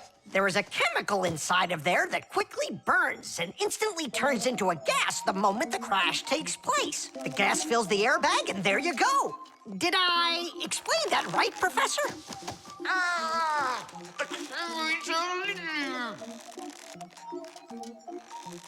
We've got to get him out. Stop! We'd better call for help.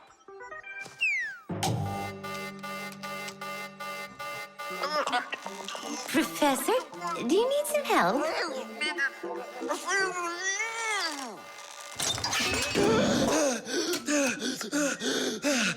Thank you, Elisa. Sorry to take you from your work. You're free to go. Professor, how did you manage to press the button from way over there? I managed to hit it on the fly. You are just astounding. To keep small children safe while they're riding in a car, they must be buckled up with a seatbelt inside of a special booster chair. But kids also need to be careful when they're riding a bicycle, skateboarding, roller skating, or riding a scooter. First of all, it's best to keep off of roads where there's too much traffic. Second, put your protective gear on. For your arms and legs, wear elbow pads, gloves, and knee pads. For your head, wear a helmet. That way, if you fall down, you won't get badly hurt. And third, make sure that people can see you. If you're out riding in the evening, your clothes and bike must have safety reflectors on them. They let drivers see where you are by reflecting the light from their headlights back at them. Remember, better safe than sorry. Here we go.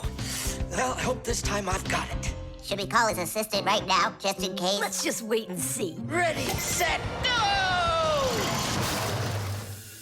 Grampus, he needs to be rescued. No need. I made a change to it. Now the bag not only inflates automatically, it deflates itself as well. Splendid! As you Fixies say, Today's lesson is done. Hooray! Come on! Where's my Fixie board? I've got your Fixie board, Fire. Here you go. I just went and equipped it with an airbag. Really? Ha! How come? You know I'm a super racer. See? Woohoo! And that's why I installed it. Super racers don't need airbags. We never, ever.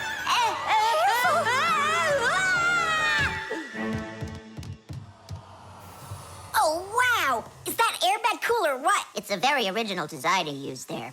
That design is my own, and Fire ran the test. Professor, will you make an airbag for each one of us? You all will get them real soon. But even so... Caution and care make accidents rare. The prosthesis. Simka, over here. Take a look at what I found. It's a bear. Ooh. What bear did you find, Nolik? You know, it's the one Tom Thomas told us about. He was his best friend in the whole wide world. Until he became friends with you and me.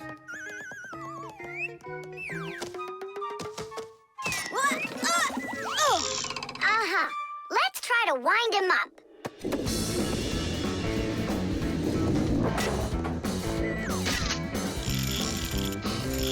Come on, come on, come on. There you go. Now walk, Teddy. Go on, Teddy. Yeah. Oh no. Poor little teddy bear. They ripped his leg and didn't care. We didn't rip his leg. It was already broken. It's all clear. A compound fracture. Then why don't we fix him? Tom Thomas will be so happy. Wait, it's not going to be that easy to repair it. We'll need a prosthesis. The human body is built around a frame of bones and joints. And if you break one of the bones, it'll usually heal by itself. The broken bone will grow back together, and you'll be back to normal. But sometimes bones or joints can break so badly that it's impossible for them to heal. When this happens, they have to be replaced with an artificial part called a prosthesis. A prosthesis can replace more than a bone or a joint. It can be made to replace a whole arm or a leg. And where are we gonna get a prosthesis? I'm positive we can get it from Professor Eugenius. You're right.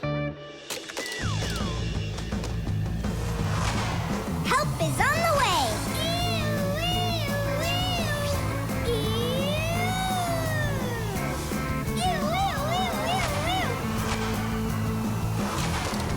Hello, Professor Eugenius. Ah, I'm pleased to see you, dear children. How do you do? Hi there. Professor Eugenius, can you make a prosthesis? What, have you broken something? No, not us. It was the bear. He broke his leg. What bear? The teddy bear that used to be Tom Thomas's friend. Ah, now I see. Today, with the help of modern prosthetics, more is being replaced than just arms and legs. For example, if you lose a tooth, it can be replaced with an artificial one. That's also a prosthesis. And there are times when a person starts losing their vision because the lens in their eye gets foggy and can't focus. For this, there's another kind of prosthesis, a new clear artificial lens. A prosthesis can also be used to help people with poor hearing. A tiny device can be put inside of somebody's ear so they can hear what's going on. And that's not all. People have also learned how to treat a sick heart by replacing its worn-out parts with prostheses.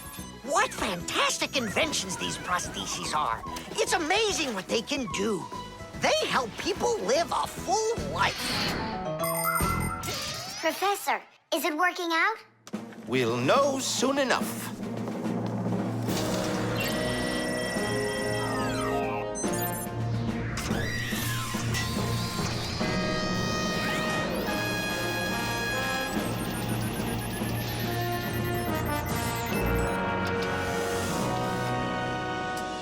Done. Here you go. Thanks so much for your help, Professor Eugenius. Not at all. Take care, kids.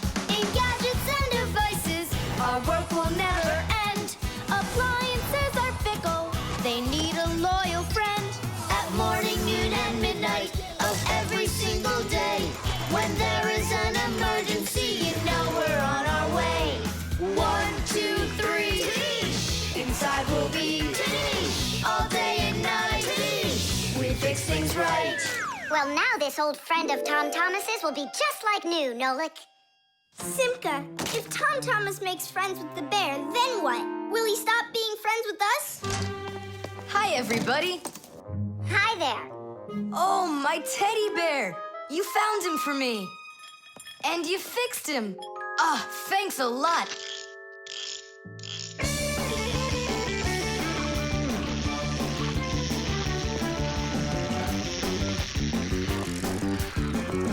Yeah, it's just like Grandpoo said. A friend that's old is better than two that are new. Who's new and who's old? Well, the bear is old. And we're new. Nolik, it's not true. You're the Fixies, guys. You're my very, very best friends in the whole wide world. Teesh! The oven. Now here he is, our death-defying acrobat. Nolik, don't! I'm not Nolik, I'm an acrobat. You're going to fall. I'm not going to. I see. Every single time with him, it's the same old story. He gets himself into trouble, and I've got to get him out of it. No, I'm falling. Whoa! Hold on! I'm just joking. Nolik, you're a knucklehead. Simka, Tula! We're down here! Look who's in trouble this time, huh? This isn't funny at all. Need some help? We can manage this ourselves. Right, Tula? Well, all right then. See you later. We gotta get out of here. Tom Thomas's mom is coming! Hide!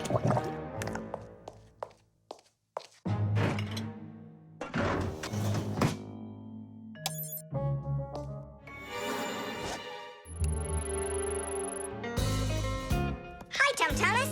Hi, Nolik. Are you up for a ride? Because this train's leaving the station.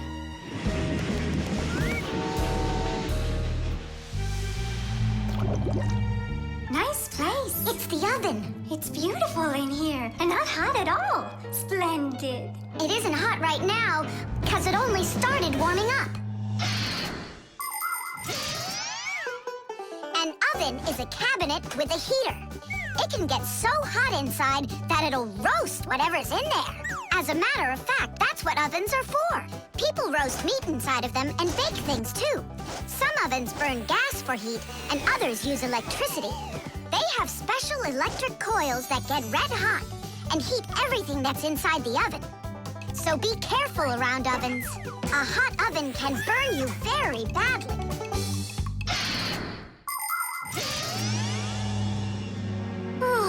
It really is getting so hot. We gotta get out of this oven right away! Simka, we're about to get roasted in here. Yeah, inside of a fresh-baked Fixie cake. I don't want to. You think I do?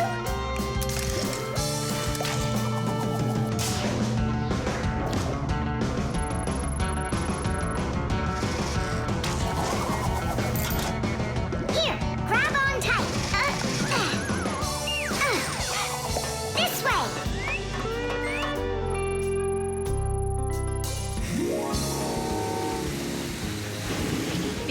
careful, you'll fall off.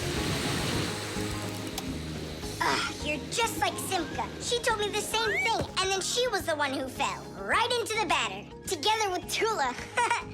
What? They both fell in the dough? Oh, yeah, and they're probably still stuck in there, too. Tom Thomas, the cake's fresh out of the oven. Do you want to try some? Where could they be, huh? I don't know. Maybe they're inside the cake. They could have turned into screws. We gotta find them. Hey, what are you doing? Eat. Stop playing. Hey, watch out. You could break your teeth. The first ovens in ancient homes were nothing more than simple fire pits where people cooked on hot coals. Later on, the stove was invented. Every house had a stove made out of stone, clay, or cast iron. People would burn wood or coal in them. These stoves produced enough heat to make soup or bake a cake. And then in the 19th century, the gas stove was invented. Gas stoves are much more practical than wood-burning stoves. 1 second and the gas is burning. A few more minutes and the water's boiling. They're very convenient, but they can also be dangerous because if the pipes aren't in good condition, there can be an explosion. Today, there are also stoves and ovens that run with electricity. They use electric heating elements for frying, boiling, or baking foods without fire at all.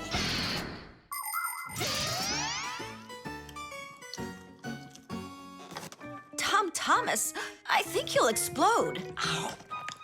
But it's so incredibly good. I just can't stop eating it. Keep chewing, Tom Thomas.